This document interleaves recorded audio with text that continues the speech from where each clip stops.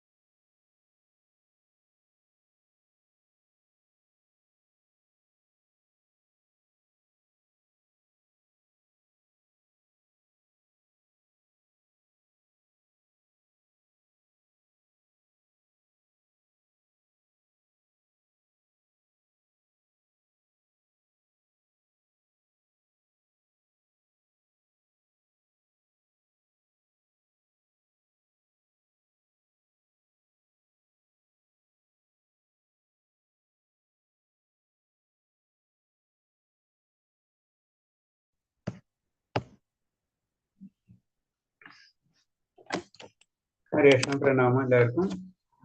ഹരേ കൃഷ്ണ. നമുക്ക് പ്രാർത്ഥനയിലേക്ക് കിടക്കാം.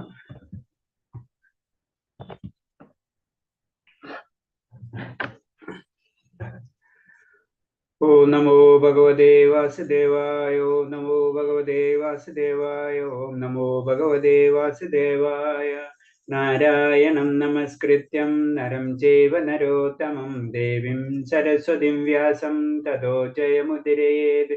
നഷ്ടപ്രായേഷു ഭദ്രേഷു നിത്യം ഭാഗവത സേവയാ ഭാഗവതേ ഉത്തമ ശ്ലോകേ ഭക്തിർഭവതി നഷ്ടകി മൂകം കരോതി വാചാലം പങ്കും ലംഘയതേ ഗിരി യത്കൃപതമഹം വന്ദേ പരമാനന്ദമാധവം.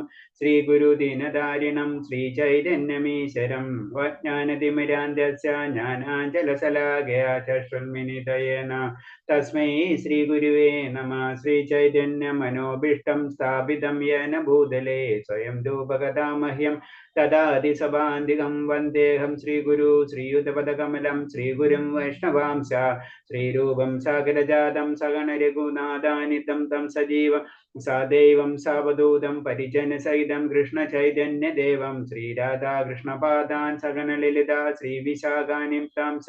ഹേ കൃഷ്ണ കരുണാ സിന്ധു ദീനബന്ധോ ജഗത്പദേ ഗോപേശ ഗോപികാന്ത രാധാകാന്ത നമസ്തുതേ. തപ്തകാഞ്ചന ഗൗരാംഗീ രാധേ വൃന്ദാവനേശ്വരി വൃഷഭാനുസുതേ ദേവി പ്രണമാമി ഹരിപ്രിയേ. വാഞ്ചാകൽപതരൂപേച്ഛ കൃപാ സിന്ധ്യഭ്യേവ ച പതിനാം പാവനേഭ്യോ വൈഷ്ണവേഭ്യോ നമോ നമഃ. നമോ വിഷ്ണുപാദായ കൃഷ്ണപ്രേഷ്ഠായ ഭൂതലേ ശ്രീമദേ ഭക്തിവേദാന്ത സ്വാമിന്നിധി നാമിനെ. നമസ്തേ സാരസദേവേ ഗൗരവാണി പ്രചാരിണേ നിർവിശേഷ ശൂന്യവാദി പാശ്ചാത്യ ദേശധാരിണേ. जय श्री कृष्ण चैतन्य प्रभु नित्यानंद श्री अद्वैत गदाधर श्रीवासादि गौर भक्त वृंद. हरे कृष्ण कृष्ण कृष्ण हरे हरे हरे राम राम राम हरे हरे.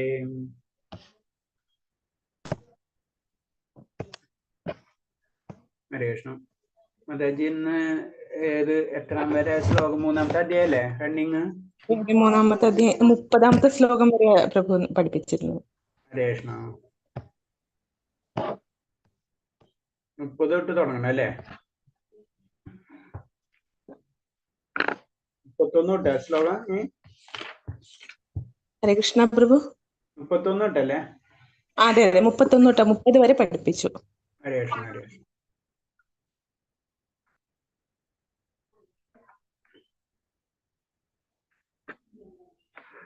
ഹരേ കൃഷ്ണ. നമ്മളിപ്പോ കർമ്മയോഗം ഭഗവത്ഗീതയിലെ ഇപ്പൊ കർമ്മയോഗം 3-ാമത്തെ അധ്യായം കർമ്മയോഗമാണ് നടക്കുന്നത്.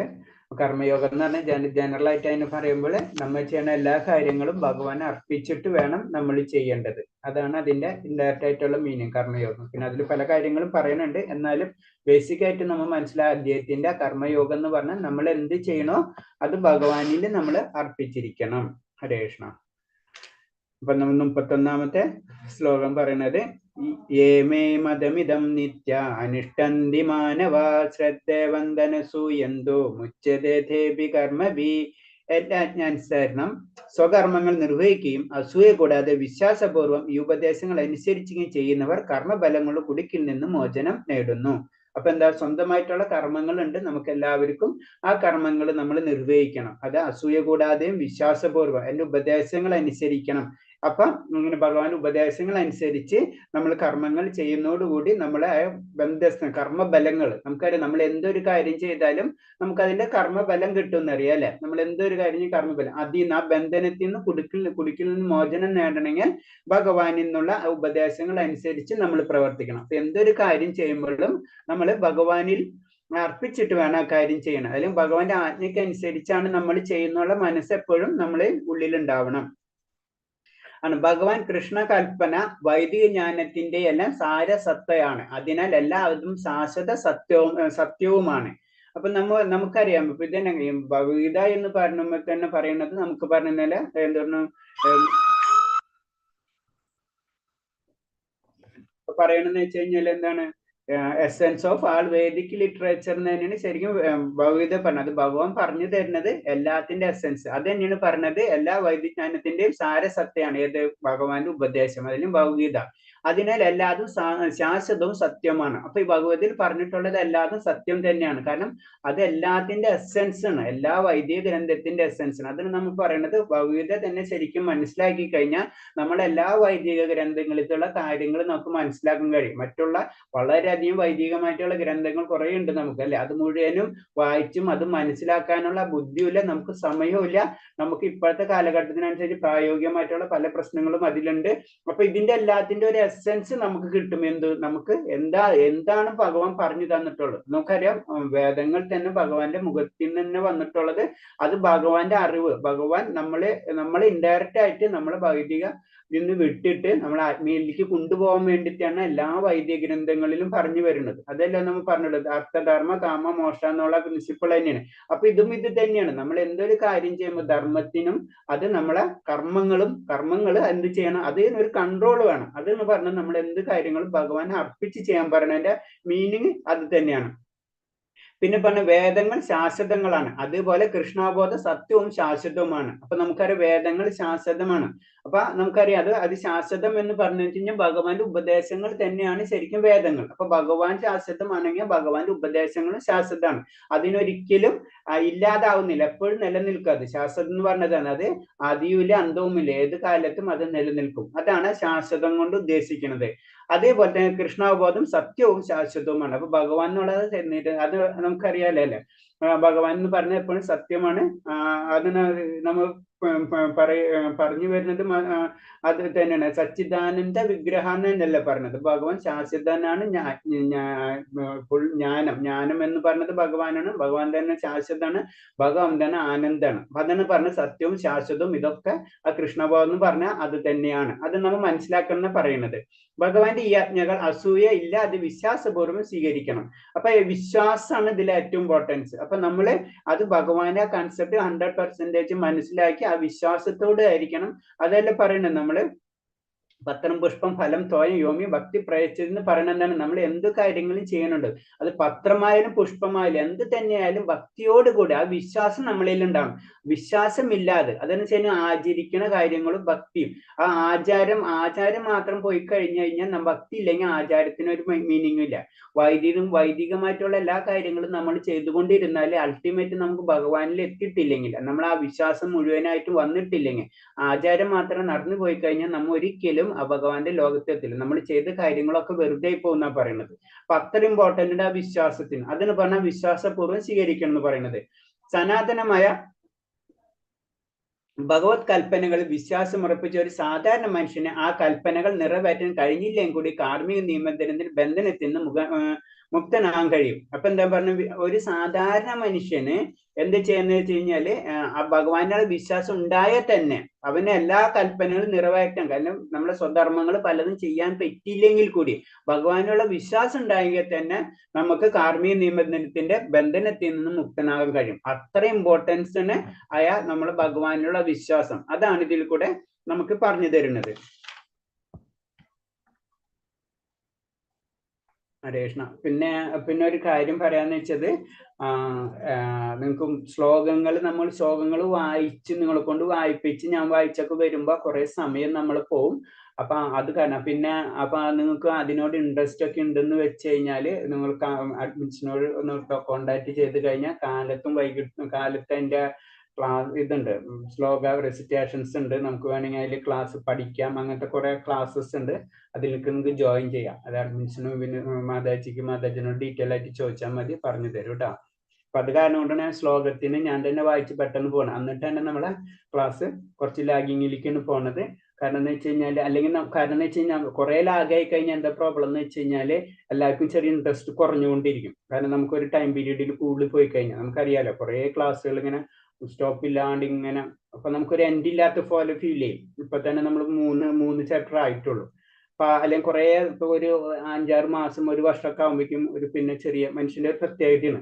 അപ്പൊ അത് കാരണം കൊണ്ടാണ്. അപ്പൊ നമ്മളിങ്ങനെ ശ്ലോകം വായിച്ച് പിന്നെ പറഞ്ഞു വരുമ്പോൾ കുറെ ടൈം നമ്മളെ പോകും. അത് കാരണം കൊണ്ടാണ് ഞാൻ ശ്ലോകം വായിക്കുന്നത്. അപ്പൊ ശ്ലോകം നമുക്ക് വായിക്കാൻ ഇൻട്രസ്റ്റ് ഉണ്ട്, അതുപോലെ തന്നെ അത് പഠിക്കണം, ഭഗവാന്റെ കാര്യങ്ങൾ കൂടുതൽ അറിയണം എന്ന് വെക്കുമ്പോൾ അതിന്റെ ക്ലാസ്സസ് ഉണ്ട്. നിങ്ങൾക്ക് ഇൻട്രസ്റ്റ് ഉള്ളവർക്ക് അതിൽ അറ്റൻഡ് ചെയ്തിട്ട് കൂടുതൽ ഇമ്പ്രൂവ്മെന്റ് ചെയ്യാം, കൂടുതൽ കാര്യങ്ങൾ കൂടുതൽ അറിയാം. അപ്പൊ അത് ചെയ്യാം. അപ്പൊ അത് കാരണം കൊണ്ടാണ് പിന്നെ ഞാൻ കൂടുതൽ കാര്യങ്ങൾ നിങ്ങൾ ഇൻട്രാക്ഷൻ ഇത്തിരി കുറഞ്ഞു പോകണമെന്ന് വെച്ച് കഴിഞ്ഞാൽ ഇൻട്രാക്ഷൻ അനുസരിച്ചുള്ള നമുക്ക് ആ ടൈം എന്ന് പറഞ്ഞ പ്രോബ്ലം അല്ല, നമ്മളെ കോഴ്സിന്റെ ടൈം ഭയങ്കര കൂടിപ്പോകും. അപ്പൊ സംഭവിക്കാന്ന് പറഞ്ഞു കഴിഞ്ഞാല് നമുക്ക് ഇപ്പൊ ഒരു 3 മാസം അല്ല 6 മാസം എന്നുള്ള പീരീഡ് ചിലപ്പോൾ കുറെ പോകുമ്പോൾ എല്ലാവർക്കും ചെറിയ ഇപ്പൊ തന്നെ നമുക്ക് നോക്കിയാൽ അറിയാം, ആദ്യത്തെ ക്ലാസ്സിൽ ഉണ്ടായ സ്റ്റുഡൻസ് കുറയും.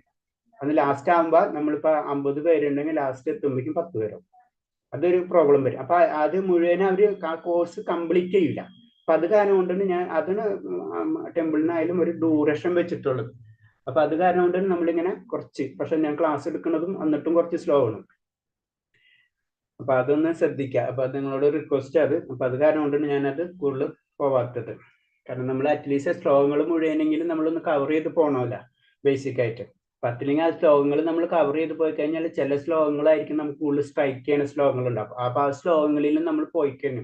ഇത്രയും ശ്ലോകങ്ങൾ 700 ശ്ലോകങ്ങൾ നമ്മൾ ചെയ്താലും അതിൽ ചില ശ്ലോകങ്ങളായിരിക്കും നമുക്ക് അഫക്ട് ചെയ്യണം. ഓരോരുത്തർക്കും ഓരോ രീതിയാണ്. ഭഗവാൻ തന്നെ പറയുന്നു, ഓരോരുത്തര് എൻ്റെ അടുത്ത് എങ്ങനെയാണ് അതേപോലെ ആയിരിക്കും ഞാൻ അവൻ്റെ അടുത്തേക്ക് വരാമെന്നാണ് പറഞ്ഞത്. അപ്പം ചില ശ്ലോകങ്ങളായിരിക്കും ചിലത് നമുക്ക് ഭയങ്കര ഹാർട്ടിന് ഭയങ്കര എഫക്ട് ചെയ്യുന്ന ചില ശ്ലോകം. അതായിരിക്കും അവിടെ നിന്നായിരിക്കും നമ്മൾ ശരിക്കും കൃഷ്ണാവബോധം തുടങ്ങുക. അപ്പൊ അറ്റ്ലീസ്റ്റ് നമ്മളെ എല്ലാവരും അതിലേക്ക് നമ്മൾ കണക്ട് ചെയ്യണം. അപ്പൊ നിങ്ങൾ അതിന് ഞാൻ പറഞ്ഞ എല്ലാവരും ആ 700 ശ്ലോകം അറ്റ്ലീസ്റ്റ് നമ്മൾ പിന്നെ എല്ലാവരും പറ്റാവുന്ന വെച്ച് കഴിഞ്ഞാൽ വീഡിയോ ഓൺ ചെയ്യുക. വീഡിയോ ഓൺ ചെയ്യാൻ എന്തിനാണെന്ന് വെച്ച് കഴിഞ്ഞാൽ വേറെ ഒന്നും കൊണ്ടല്ല, പല കാരണമുണ്ട്. ആത്മീയമായിട്ടും പരമായിട്ടും പല കാരണങ്ങളുണ്ട്, അവിടേക്ക് ഞാൻ പോണില്ല.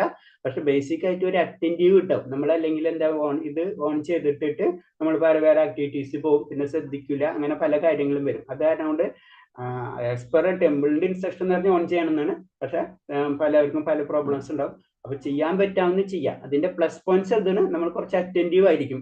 അപ്പൊ ഓട്ടോമാറ്റിക് അതിന് വേണ്ടിയിട്ടാണ് ചെയ്യാം. അത് ഞാൻ കമ്പൽസറി പറഞ്ഞില്ല, ഞാനൊരു പോയിന്റ് പറഞ്ഞെന്ന് മാത്രമേ ഉള്ളൂ. ഹരേ കൃഷ്ണ. അപ്പൊ നമുക്ക് ഇനി അടുത്ത ശ്ലോകത്തിലേക്ക് കടക്കാം. യേഥോത്തഭ്യാസൂയന്തേ നാനുദിഷ്ടന്തി മേ മതം സർവജ്ഞാന വിമൂഢാസ്താൻ വിധി നഷ്ടാന ചേതസാം. അസൂയാലുക്കളായി എൻ്റെ ഉപദേശങ്ങൾ അവഗണിക്കുകയും അനുസരിക്കാതിരിക്കുകയും ചെയ്യുന്നവരെ ഒട്ടും അറിയില്ലാത്തവരും മൂഢന്മാരായിട്ട് കണക്കാക്കണം. പൂർണ്ണത നേടാനുതിനുള്ള അവരുടെ യത്നങ്ങൾ വിഫലമാക്കപ്പെടുകയും ചെയ്യുന്നു. അപ്പൊ ഞാൻ അടുത്ത് പറയുന്ന അസൂയാലുക്കളെ പറ്റി ഈ ശ്ലോകത്തിൽ ഭഗവാൻ പറയണമെന്ന് വെച്ച് കഴിഞ്ഞാല്, അതെന്ന് വെച്ച് കഴിഞ്ഞാൽ പൂർണ്ണം നേടാനുള്ള അവര് ഒട്ടും അറിവില്ലാത്തവരാണ്. അവർക്ക് ഒരിക്കലും പൂർണ്ണത ലഭിക്കില്ല എന്ന് പറഞ്ഞു. അതിനൊരിക്കലും നമ്മൾ എന്തൊരു ഭഗവാന്റെ കാര്യത്തിൽ നമ്മൾ അസൂയ എന്നുള്ള അസൂയ, ഇപ്പം നമുക്ക് പല ഗുണം, നമുക്ക് ആഗ്രഹങ്ങൾ ഉണ്ടാവും പല, അതിൽ അസൂയാണ് ശരിക്കും പറഞ്ഞ ഭക്തിനെ നശിപ്പിക്കുന്നത്. അത് ഏറ്റവും ഡേഞ്ചർ. അതിന് അസൂയനെ പറ്റി എപ്പോഴും പറഞ്ഞു, അസൂയ ഉണ്ടായി കഴിഞ്ഞാൽ നമ്മുടെ മൈൻഡിൽ അസൂയ എന്നുള്ള ഒരു കൺസെപ്റ്റ് വന്നു കഴിഞ്ഞാൽ അത് ഭക്തിനെ നേരെ ഓപ്പോസിറ്റ്, അത് നമ്മളെ ഭക്തിനെ നശിപ്പിച്ച് കളയും. ബാക്കിയുള്ളതിനെ പോലെയല്ല പല കാര്യങ്ങൾ, കാമ, ക്രോധ, ലോഭ, അതൊക്കെ അതിനേലും ഏറ്റവും ഡേഞ്ചറസ് ആണ് അസൂയ. ഇപ്പൊ അസൂയാലുക്കളായി എന്റെ ഉപദേശങ്ങൾ അവഗണിക്കുകയും അനുസരിക്കാതിരിക്കുകയും ചെയ്യുന്നവരെ ഒട്ടും അറിയില്ലാത്തവരായി മൂഢന്മാരായിട്ടും കണക്ക് കൂട്ടണം. കാരണം അവരോട് നമ്മളൊന്നും പറഞ്ഞിട്ട് കാര്യമില്ല. നമുക്കറിയാം ചില വ്യക്തികളോട് നമ്മൾ എത്ര പറഞ്ഞാലും അവർക്ക് അതൊന്നും അക്സെപ്റ്റ് ചെയ്യാൻ പറ്റില്ല. അവർ ഭൗതികമായിട്ടുള്ള കാര്യങ്ങളിൽ മാത്രം ഇൻവോൾവ് ആയിട്ട് അതാണ് ജീവിതം എന്ന് വെച്ച് പോകും. അതിന് പറഞ്ഞു അങ്ങനെ സംസാരിക്കുന്ന അവരെ മൂഢന്മാരായിട്ട് തന്നെ കണക്കാക്കണം എന്ന് പറഞ്ഞു. അവർക്ക് അതിന്റെ അനുസരിച്ച്, നമുക്കറിയാം നമുക്ക് ഓരോ ജീവാത്മാക്കൾക്കും പല രീതിയിലാണ് നമുക്ക്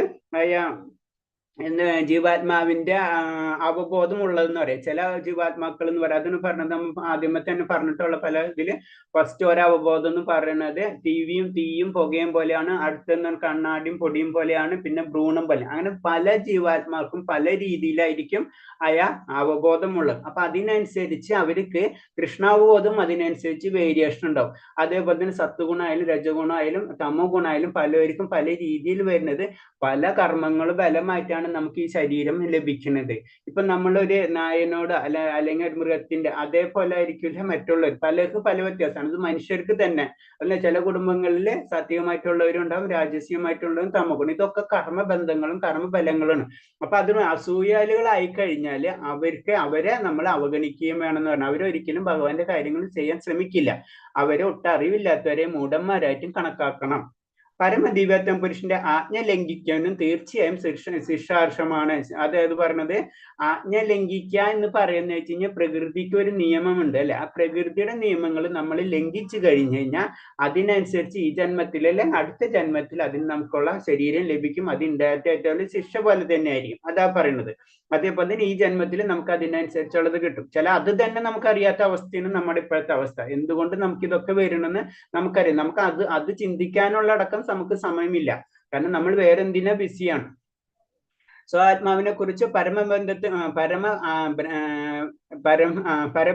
കുറിച്ച് പരമാത്മാവിനെ കുറിച്ച് ഭഗവാനെ കുറിച്ച് ഒന്നും അറിയാത്തവനെ ജീവിതം പരിപൂർണതയെ പറ്റി അറിയാൻ കഴിയില്ല.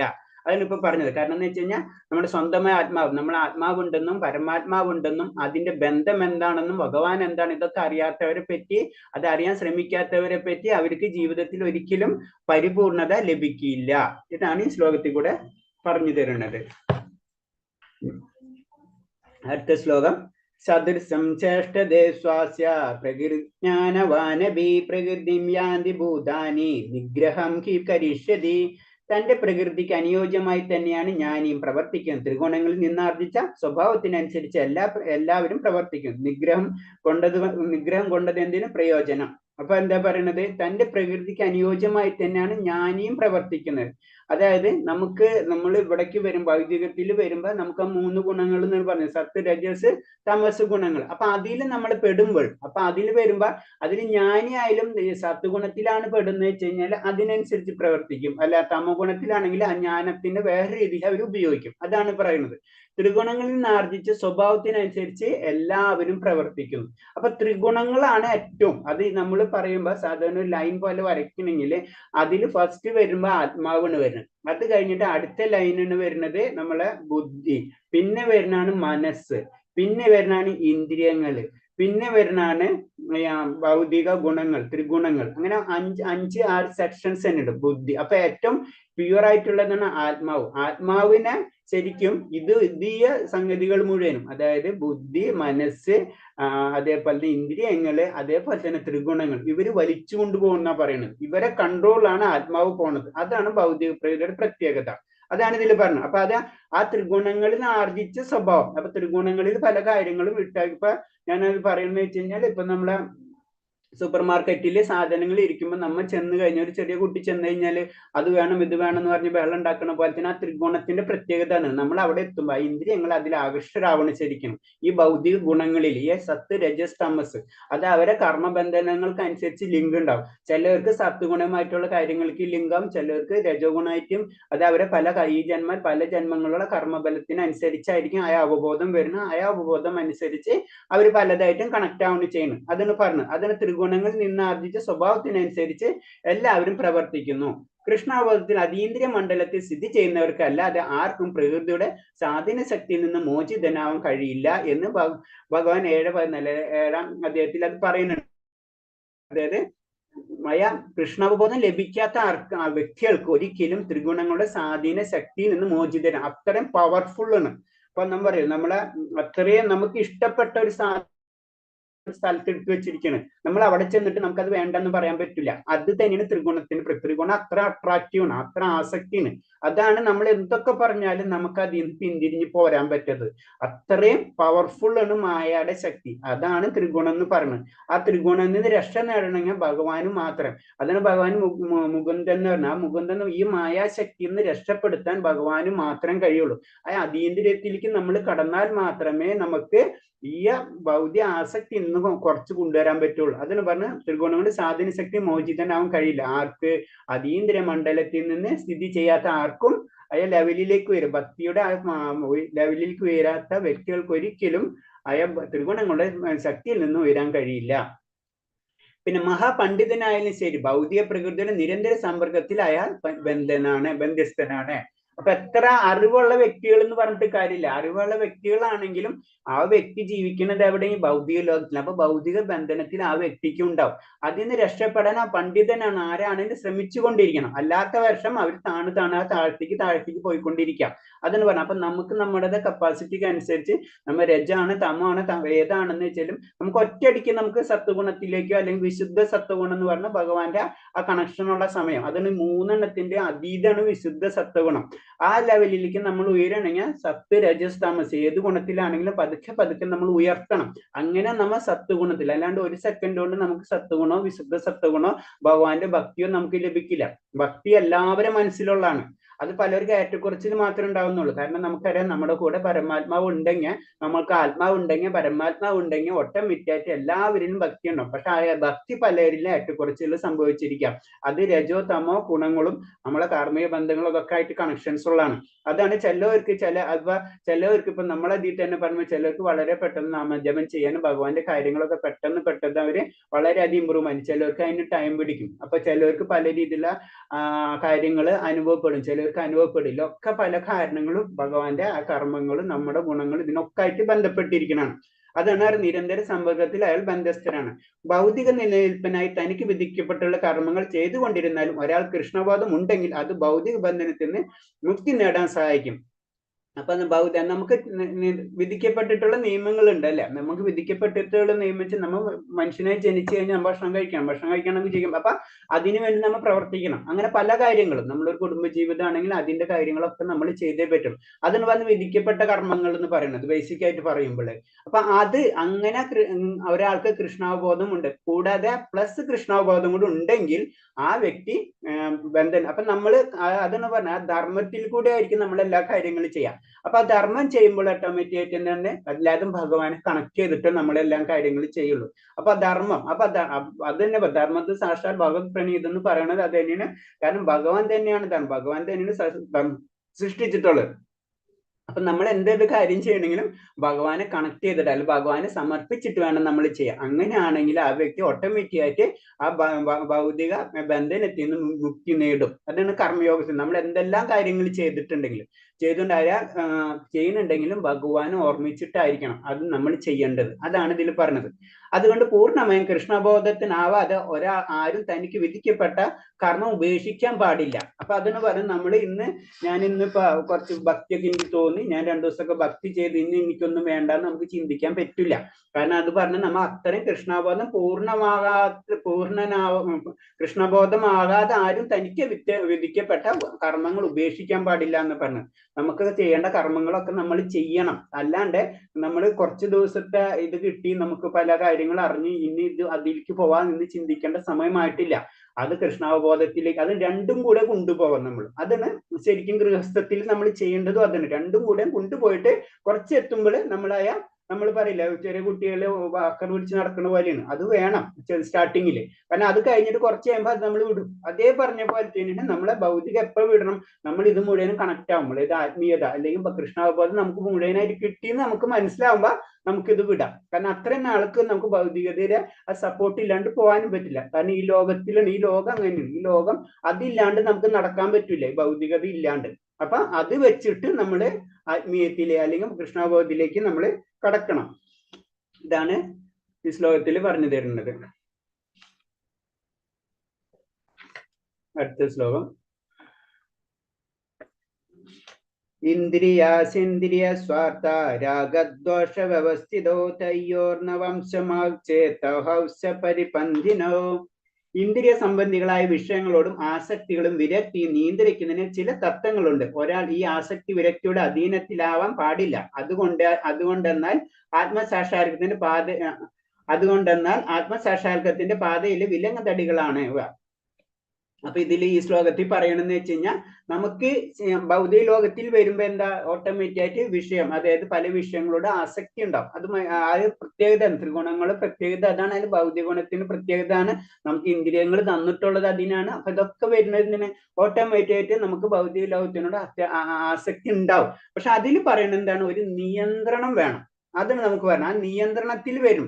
അതിന് നമ്മൾ സത്തായാലും രജസ്സായാലും തമോ ഗുണമാണെങ്കിലും ഇവരൊക്കെ കാര്യങ്ങൾ ശ്രദ്ധിച്ചു നോക്കി കഴിഞ്ഞാൽ സത്വഗുണത്തിലുള്ള വ്യക്തികൾ അല്ലെങ്കിൽ ഭഗവാനിലേക്ക് കേന്ദ്രീകരിച്ചിട്ടുള്ള വ്യക്തികൾക്ക് അവർ ലളിതമായിട്ടുള്ള എല്ലാതും സാധ്യമായിട്ട് ഭക്ഷണങ്ങളായിരിക്കും, സാധ്യമായിട്ടുള്ള പ്രവൃത്തികളായിരിക്കും, സാധ്യമായിട്ടുള്ള ചിന്തകളായിരിക്കും, എല്ലാം സാത്വികമായിട്ട് ലെവലിലേക്ക് പോകും. അപ്പൊ അവിടെ എന്താ സംഭവം, ഒരു നിയന്ത്രണം, ഇന്ദ്രിയങ്ങൾക്ക് ഒരു നിയന്ത്രണം ഉണ്ടാവും അല്ലെ.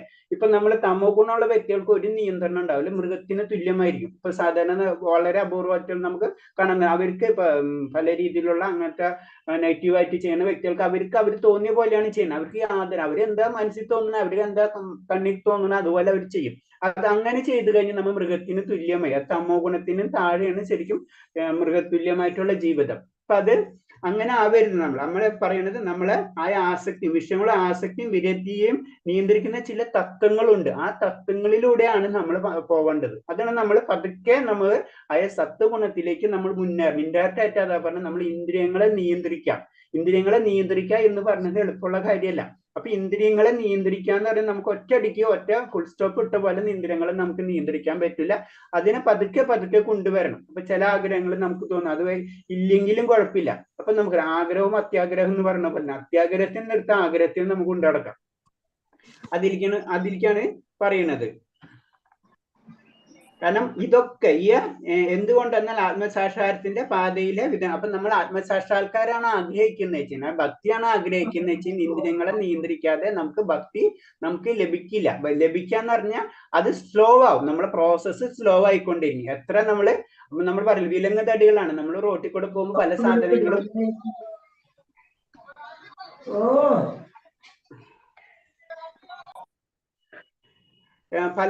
റോട്ടിൽ പല സാധനങ്ങൾ കിടക്കണമെന്ന് വെച്ച് കഴിഞ്ഞാൽ നമ്മൾ പോകുമ്പോൾ സ്ലോ ആവുന്ന പോലെയാണ് നമ്മൾ ഇങ്ങനത്തുള്ള ഇന്ദ്രിയങ്ങൾ കൂടുതൽ ആസക്തി വരുന്നതോടുകൂടി അത്രയും പ്രശ്നങ്ങൾ നമ്മൾ ആ യാത്രയിൽ ഉണ്ടാവും. അതാണ് ഇതിൽ പറയുന്നത്.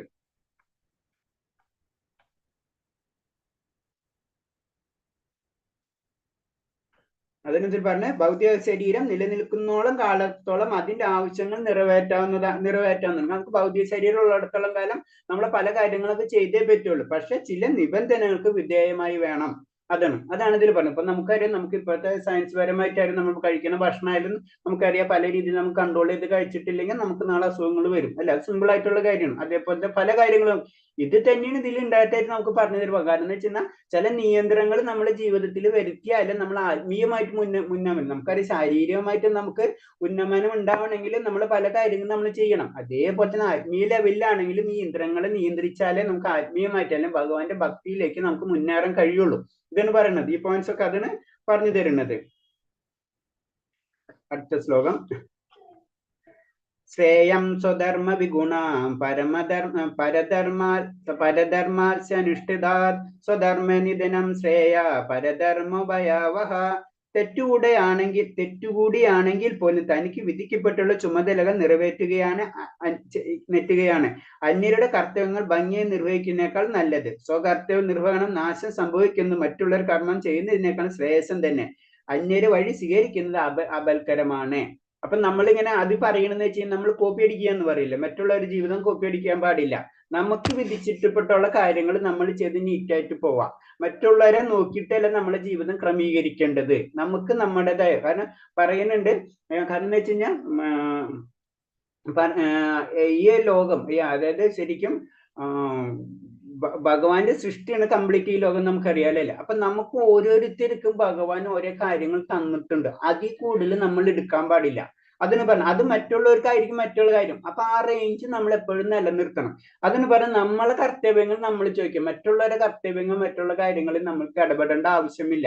നമ്മളെ കർത്തവ്യത്തിൽ നമുക്ക് ചെറിയ തെറ്റുപറ്റുകൾ ഉണ്ടായാലും അത് കുഴപ്പമില്ല. മറ്റുള്ളവരുടെ കാര്യങ്ങളിൽ നമ്മൾ ചെന്ന് ഒരിക്കലും ഇടപെടരുത്, അത് ആപൽക്കരമാണ്. അന്യർക്ക് വിധിക്കപ്പെട്ടുള്ള കർമ്മങ്ങൾ നിർവഹിക്കുകയല്ല, സ്വകർത്തവ്യങ്ങൾ പൂർണ്ണമായും കൃഷ്ണാവതാരം നിറവേറ്റുകയാണ് ചെയ്യേണ്ടത്. നമുക്ക് ചെയ്യേണ്ട കാര്യം നമ്മളെ കൊണ്ട് ചെയ്യാൻ. അതിനെ പറഞ്ഞിട്ടുള്ളതായിട്ട് പറയുമ്പോ ഇപ്പൊ എന്റെ വീട്ടിൽ അല്ലെങ്കിൽ നമ്മൾ ആരെങ്കിലും വീട്ടിൽ ഞാനിപ്പോ ഭക്തിയുത സേവനം ചെയ്യുന്നുണ്ടാവും. ഓക്കെ, മറ്റുള്ളവർ ചെയ്യണില്ലെന്ന് അവരെ നമുക്ക് കുറ്റം പറയേണ്ട ആവശ്യമില്ലാന്ന്. അത് സിമ്പിൾ ആയിട്ട് നമ്മൾ പെട്ടെന്ന് മനസ്സിലാവേണ്ട രീതിയിൽ പലർക്കും പല രീതിയായിരിക്കും. അപ്പൊ നമ്മുടെ കർത്തവ്യം, നമുക്ക് ഭഗവാൻ അങ്ങനത്തെ ഒരു കാര്യം തന്നിട്ടുണ്ടെങ്കിൽ അത് നമ്മൾ ചെയ്യാം. പിന്നെ അതിന്റെ വേറെ കാര്യങ്ങൾ പിന്നീട് ഉണ്ട്. കാരണം എന്ന് വെച്ചാൽ നമ്മൾ ചെയ്യുമ്പോൾ ഓട്ടോമാറ്റിക് ആയിട്ട് നമ്മുടെ കുടുംബത്തിലും ഓട്ടോമാറ്റിക് അതിന്റെ കണക്ഷൻസ് വരും, അത് വരും, പിന്നെ അവരും അതിലേക്ക് വരും. അങ്ങനെ ആത്മീയമായിട്ട് എല്ലാവർക്കും. എന്നിരുന്നാലും അത് സെക്കൻഡറിയാണ്. മനസ്സിലായി? നമ്മൾ ചെയ്യേണ്ടത് നമുക്ക് കിട്ടിയിട്ടുണ്ടെങ്കിൽ നമ്മൾ അത് തീർച്ചയായിട്ടും അത് നമ്മൾ ചെയ്യാം. അതിന് അന്യർക്ക് വിധിക്കപ്പെട്ടുള്ള കർമ്മങ്ങൾ നിർവഹിക്കലല്ല, സ്വന്തം കർമ്മങ്ങൾ പൂർണ്ണമായി കൃഷ്ണാവബോധത്തോടെ നിറവേറ്റുകയാണ് ഒരാൾ ചെയ്യേണ്ടത്. ഇതൊക്കെയാണ് കർമ്മയോഗത്തിൽ പറയുന്നത്. നമുക്ക് യുവർ ഡ്യൂട്ടി, നിന്റെ ഡ്യൂട്ടി നീ ചെയ്യാം. മനസ്സിലായി? കൃഷ്ണന്റെ അതീന്ദ്ര സേവനത്തിനെ ആത്മഗുരു നിർവഹിക്കുകയാണ് ആധ്യാത്മിക കർമ്മങ്ങൾ. അപ്പൊ ആധ്യാത്മിക കർമ്മങ്ങൾ എന്ന് പറയുന്നത് ശരിക്കും ഒരു ഭഗവാനെ അതീന്ദ്രിയമായിട്ട് നമ്മൾ എങ്ങനെ സേവിക്കും. അതീന്ദ്രിയമായിട്ടുള്ള സേവനം എന്ന് പറയുമ്പോൾ തന്നെ അതീന്ദ്രിയം, നമ്മൾ ഇന്ദ്രിയങ്ങൾക്ക് അപ്പുറത്താണ് അല്ലെ. അങ്ങനെയാണ് നമ്മൾ ഭഗവാനെ സേവിക്കുക. നമ്മൾ ഭഗവാനെ സേവിക്കുമ്പോൾ നമുക്കറിയാം, നമ്മളൊരു ഭഗവാന് ഒരു പൂവ് കൊടുക്കുമ്പോൾ നമ്മൾ ആ കൊടുക്കുന്ന രീതി അത് നമുക്കറിയാത്ത ഒരു ഭാവത്തിലാണ് നമ്മൾ ഭഗവാനെ സേവിക്കുക അല്ലെ. അതിന് പറഞ്ഞ അതീന്ദ്രിയ സേവനത്തിൽ അങ്ങനെ ആത്മീയ ഗുരുവിനെ അറിയാം അതെങ്ങനെയാണ് ചെയ്യേണ്ടത്, ആധ്യാത്മിക കർമ്മങ്ങൾ എങ്ങനെയാണ് ചെയ്യേണ്ടത്, അതേപോലെ ആയിരിക്കും നമ്മൾ ചെയ്യേണ്ടത്. അതാണ് നമ്മൾ പൂജാവിധികളിലും ഇപ്പൊ നമ്മളിതില് പഞ്ചവിധി ഒരു രീതിയാണ് നമ്മൾ പിന്തുടരുന്നത്. പലർക്കും പല രീതി ഉണ്ടാവും. എന്ത് തന്നെയായാലും നമ്മൾ ആധ്യാത്മിക ഗുരു പറയുന്ന രീതിയിലായിരിക്കണം നമ്മൾ ചെയ്യുന്നത്. നമ്മളെ ഇഷ്ടത്തിനായിരിക്കരുത് നമ്മളെ ഭഗവാനെ പൂജിക്കേണ്ടത്. നമ്മളെ ഇഷ്ടം. കാരണം ആ ലെവലിലേക്കൊക്കെ എത്താം നമുക്ക്. പക്ഷെ നമ്മൾ ആദ്യം തന്നെ ഇപ്പൊ 1ാം ക്ലാസ്സിലുള്ള കുട്ടീനെ പിടിച്ചിട്ട് നമ്മൾ എസ് എഴുതാൻ പറഞ്ഞ പ്രാക്ടിക്കൽ അല്ലല്ലോ, അതിനൊരു സപ്പോർട്ടിങ് കൊടുക്കണം. അത് കഴിഞ്ഞ് അവനെല്ലാം ABCD മുഴുവൻ പഠിച്ചു കഴിഞ്ഞാൽ പിന്നെ അവന് എന്ത് വേണമെങ്കിലും എഴുതാൻ പറ്റും. അതിനെ പറഞ്ഞപ്പോൾ ആദ്യം ഒരു സപ്പോർട്ട് വേണം. അതിന് ശരിക്കും ആധ്യാത്മിക ഗുരു പറയണം. കാരണം ആധ്യാത്മിക ഗുരു ആ നോളജ് കിട്ടിക്കഴിഞ്ഞാണ്. ഇപ്പൊ ഒരു ടീച്ചേഴ്സിന് എന്ന് പറഞ്ഞാൽ അവർക്ക് ആ നോളജ് കിട്ടിയതുകൊണ്ട് ആ കുട്ടീനെ അവർക്ക് പഠിപ്പിക്കാൻ പറ്റണം, അല്ലെങ്കിൽ പഠിപ്പിക്കാൻ പറ്റും. അതേപോലെ ആധ്യാത്മിക അതിനും ഗുരുവിന്റെ ലെവൽ എന്ന് പറഞ്ഞത് നമ്മൾ ആത്മീയമായിട്ടുള്ള കാര്യങ്ങൾ പഠിപ്പിച്ചു. കാരണം അവരെ സത്യം അറിഞ്ഞ വ്യക്തികളാണ്. അപ്പൊ അവരത് പറയണ അനുസരിച്ച് അത് ആചാര്യ പരമ്പരയിൽ തന്നെ വന്നിട്ടുള്ളതാണ്. അല്ലാണ്ട് എവിടെ നിന്ന് പെട്ടെന്ന് അവിടെ നിന്ന് പൊട്ടിമുളച്ച് അങ്ങനെ കാര്യങ്ങളല്ല. അതിന് നമ്മൾ എപ്പോഴും ആചാര്യ പരമ്പരയിൽ കൂടി തന്നെ വേണം നമ്മൾ കാര്യങ്ങൾ പഠിക്കാനും ആത്മീയമായ കാര്യങ്ങൾക്ക് മുന്നേറാൻ പറയുന്നത്. ആധികാരികമായ നിർദ്ദേശത്തെ അനുസരിക്കുകയാണ് എപ്പോഴും കർമ്മം ചെയ്യുന്ന ആൾക്ക് നൽകണം ആധികാരികമായിട്ടുള്ളത്. അപ്പൊ അതിന് പറഞ്ഞ എപ്പോഴും ഒരു സോഴ്സ്, കറക്റ്റ് സോഴ്സ് ആയിരിക്കണം. അവിടെ നിന്നായിരിക്കണം നമ്മൾ ചെയ്യേണ്ടത്. അല്ലാണ്ട് ആരും എന്തെങ്കിലും പറഞ്ഞ് അതേപോലെയല്ല ചെയ്യേണ്ടത്. നമ്മളിപ്പോ ഭഗവത്ഗീത നമുക്ക് റെഫറൻസ് എടുക്കാം, കാരണം അത് ഭഗവാന്റെ ഉപദേശമാണ്. ഇപ്പൊ വേറെ ആരും എന്തെങ്കിലും എഴുതിയിട്ട് അവർക്ക് അവരുടെ മനസ്സിൽ എന്തെങ്കിലുമൊക്കെ തോന്നിട്ട് അവർ കുറെ ബുക്സുകളും പല കാര്യങ്ങളും പല സന്യാസിയും പലതും നമുക്ക് കാണാം ലോകത്തിൽ അല്ലെ. അത് നമ്മൾ എടുത്തു കഴിഞ്ഞാൽ നമ്മൾ വഴിപ്പെട്ടു പോകും. പക്ഷെ ഈ ഭാഗവതം ഇതൊക്കെ പറയുന്നത് നമുക്ക് അത് റെക്കഗ്നൈസ്ഡ് ആണ് അല്ലെ. നമുക്ക് ഭഗവാൻ എന്ന് പറഞ്ഞാൽ അതാണ് നമുക്കറിയാം. നമ്മുടെ പുരാണങ്ങള്, വേദങ്ങള്, അതേപോലെ ഉപനിഷത്തുകൾ, ഇതൊക്കെ ഒരു ബേസ് ആണ്. ആ ബേസിൽ കൂടി ആയിരിക്കണം. അല്ലെങ്കിൽ അത് എവിടെ നിന്ന് ആ ബേസിൽ തന്നെ അത് ആരാ പഠിപ്പിക്കുന്നത്, മനസ്സിലായി. അപ്പൊ അതൊരു ആചാര്യപ്പണി. ഇത് തന്നെ വേറൊരു വ്യക്തി, ഇപ്പൊ ഭഗവത തന്നെ വേറൊരു വ്യക്തികള് വേറെ ഒരു ബന്ധമില്ലാത്ത, ഇപ്പൊ എക്സാമ്പിൾ അമേരിക്കയിലുള്ള വ്യക്തികളാണ് ഇത് പഠിപ്പിക്കുക. അമേരിക്ക എന്ന് പറഞ്ഞത് ഞാൻ വേറെ ഒന്നുകൊണ്ടല്ല, കാരണം ഒരു ബന്ധമില്ലാത്തവർ അവരിത് വായിച്ചു നോക്കിയിട്ട് അവരുടെ അർത്ഥങ്ങളും ഉണ്ടാക്കി. ഇപ്പൊ നമ്മുടെ നാട്ടിൽ തന്നെ അറിയാം, അതിന് പല രീതിയിലുള്ള മീനിങ്ങൾ ഉണ്ടാക്കി അവരെ ലെവലിൽ പഠിപ്പിക്കും. അതല്ല, ഇത് ഭക്തിയാണ്. ഭക്തി എന്ന് പറഞ്ഞാൽ ആത്മീയമാണ്. ആത്മീയം എന്ന് പറയുമ്പോൾ അത് ആത്മീയ ആചാര്യന്മാരിൽ തന്നെ നമ്മൾ പഠിക്കണം, അല്ലെങ്കിൽ അത് മനസ്സിലാക്കണം. അല്ലാണ്ട് ഭൗതിക ലെവലിലുള്ള വ്യക്തികൾ ഇരുന്ന് നമ്മൾ പഠിച്ചു കഴിഞ്ഞാൽ മനസ്സിലാക്കി കഴിഞ്ഞാൽ അതിന്റെ മീനിങ് തന്നെ തിരിഞ്ഞു പോകും. അതാണ് മനസ്സിലായത്. അപ്പൊ ഭൗതികമായ പ്രകൃതി ഗുണങ്ങളെ മോഹവലയത്തിലായിരിക്കുമ്പോൾ പരിസ്ഥിതി അനുസരിച്ച് വിധിക്കപ്പെട്ട നിയമങ്ങൾ നാം ഓരോരുത്തരും അനുസരിക്കണം. അപ്പൊ നമ്മൾ അതാണ് പറയുന്നത്, നമുക്ക് വിധിക്കപ്പെട്ട നിയമങ്ങൾ എപ്പോഴും പറയുന്നുണ്ട്. കാരണം നമ്മൾ ഭൗതികതയിലാവുമ്പോൾ കുറെ കാര്യങ്ങൾ നമുക്ക് ചെയ്തേ പറ്റുള്ളൂ. അപ്പൊ ആ കാര്യങ്ങൾ നമ്മൾ ചെയ്തേ പറ്റുള്ളൂ. പക്ഷെ അതിനെന്താണ്, അത് നമ്മൾ ഭഗവാനെ കണക്ട് ചെയ്തിട്ട് ചെയ്യണം. അതാണ് കർമ്മയോഗം. അപ്പൊ അതിനെപ്പറ്റിയാണ് പറഞ്ഞുകൊണ്ടിരിക്കുന്നത്. പ്രകൃതിയുടെ ഗുണങ്ങൾക്ക് അതീതനും തികച്ചും കൃഷ്ണബോധം ഉയർന്നവനുമായ ഒരാൾ വിശ്വാസമായ ആധ്യാത്മികരുടെ ഉപദേശം പ്രകാരം എന്ത് വേണമെങ്കിലും ചെയ്യാം. മനസ്സിലായി. അത് ആ ലെവലിൽ എത്തുമ്പോൾ ആൾക്ക് എന്ത് വേണമെങ്കിലും ചെയ്യാം. അത് നമ്മൾ ചിന്തിക്കരുത്. ഇപ്പൊ പരമശിവൻ എന്തൊന്ന് വിഷം കഴിക്കണതുണ്ട് അല്ലെ, അതുപോലെ നമുക്ക് കഴിക്കാൻ പറ്റില്ല. അത് ഒരേ ലെവലാണ്. അപ്പൊ അത് നമ്മൾ ചിന്തിച്ചിട്ടുണ്ട്. അപ്പൊ ദേവന്മാരെ വെച്ച് നമുക്ക് അനുകരിക്കാൻ പറ്റില്ല. അത് ആ ലെവലിൽ എത്തിക്കഴിഞ്ഞാൽ ഓക്കെ. പ്രകൃതി ഗുണങ്ങൾ അതീതനും തികഞ്ഞതാണ്. പ്രകൃതി ഗുണങ്ങൾക്ക് അതീതൻ, അതായത് പ്രകൃതി ഗുണങ്ങൾ അതീതം എന്ന് പറഞ്ഞാൽ ഭൗതികന്ന് വിട്ട് ആത്മീയത്തിലെത്തി. അപ്പൊ ഭൗതികത എന്ന് പറയുമ്പോൾ നമുക്കറിയാം അതിലെല്ലാവർക്കും മരണമുണ്ട്. പക്ഷെ ആത്മീയയിലെത്തുമ്പോൾ ആർക്കും മരണമില്ല. അത് മരണമില്ലാത്ത ഒരു ലോകമാണ് ശരിക്കും ആത്മീയത എന്ന് പറഞ്ഞു കഴിഞ്ഞാൽ, മുക്തി, മുകുന്ദൻ.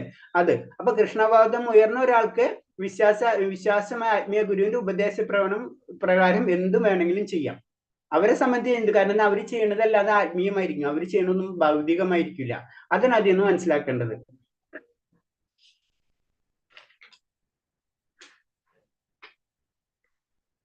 അതിനൊരു ഉദാഹരണം പറയണമെന്ന് വെച്ച് കഴിഞ്ഞാൽ, കൃഷ്ണബോധം അത്യുന്നതിയിലെ അവസ്ഥയിൽ ക്ഷത്രിയൻ ബ്രാഹ്മണനെ പോലെയും ബ്രാഹ്മണൻ ക്ഷത്രിയനെ പോലെയും പ്രവർത്തിക്കാം. അയാൾ ലെവലിൽ എത്തിക്കഴിഞ്ഞാല് ക്ഷത്രിയന്റെ ഡ്യൂട്ടിയാ ചെയ്യണല്ലേ, ക്ഷത്രിയന്റെ ഡ്യൂട്ടിയാ ചെയ്യേണ്ടത്, ബ്രാഹ്മണന്റെ ഡ്യൂട്ടിയാണ്. പക്ഷെ ആ ലെവലിലൊക്കെ എത്തിക്കഴിഞ്ഞാൽ അവർക്ക് അങ്ങോട്ടും ഇങ്ങോട്ടൊക്കെ മാറ്റാം. അതിനൊരു ഉദാഹരണം പറയുന്നത് തന്നെ വിശ്വാമിത്രൻ ക്ഷത്രിയനായിരുന്നു, ഒടുവിൽ ആദ്യം ബ്രാഹ്മണനെ പോലെ പ്രവർത്തിച്ചു.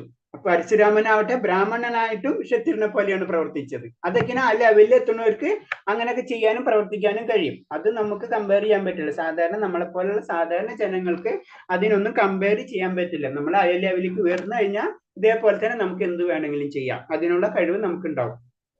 അടുത്ത ശ്ലോകം. അർജുന ഉവാച അധക്കേന പ്രയുക്തേയം പാപം ചരതി പുരുഷഃ അന്നിച്ഛന്നപി വാർഷ്ണേയ ബലാദിന നിയോജിത. അർജുനൻ പറഞ്ഞു, വാർഷ്ണേയ, എന്തിനാണ് ഒരാൾ തനിക്ക് ഇഷ്ടമെങ്കിൽ പോലും ബലാത്കാരേണ പോലെ പാപം ചെയ്യാൻ പ്രേരിപ്പിക്കുന്നത്? ഇത് ഇമ്പോർട്ടന്റ് ക്വസ്റ്റ്യൻ. നമുക്ക് ഒരു വ്യക്തിക്കും ഒരാളെ വധിക്കാനോ ക്രോധം വരുത്താനോ ദേഷിക്കാനോ ഒന്നും ഇഷ്ടപ്പെടുന്നില്ല. പക്ഷെ എന്തുകൊണ്ട് ഇത് സംഭവിക്കുന്നു? ഇത് നമ്മളെ വളരെ ഇമ്പോർട്ടന്റ് ആയിട്ടൊരു ക്വസ്റ്റ്യൻ ആണ്. നിങ്ങൾക്ക് ആരെങ്കിലും അതിനെപ്പറ്റി ഒരു മറുപടി പറയാൻ പറ്റുമോ? ഒന്ന് ട്രൈ ചെയ്ത് നോക്ക്. അർജുനൻ ചോദിക്കണം നമ്മളെ ചോദ്യം തന്നെയാണ് അല്ലെ. എന്തിനാലാണ് ഒരാൾ തനിക്ക് ഇഷ്ടമെങ്കിൽ പോലും ബലാത്കാരേണ പോലെ പാപം ചെയ്യാൻ പ്രേരിതനാകുന്നത്? ആരെങ്കിലും അതിന്റെ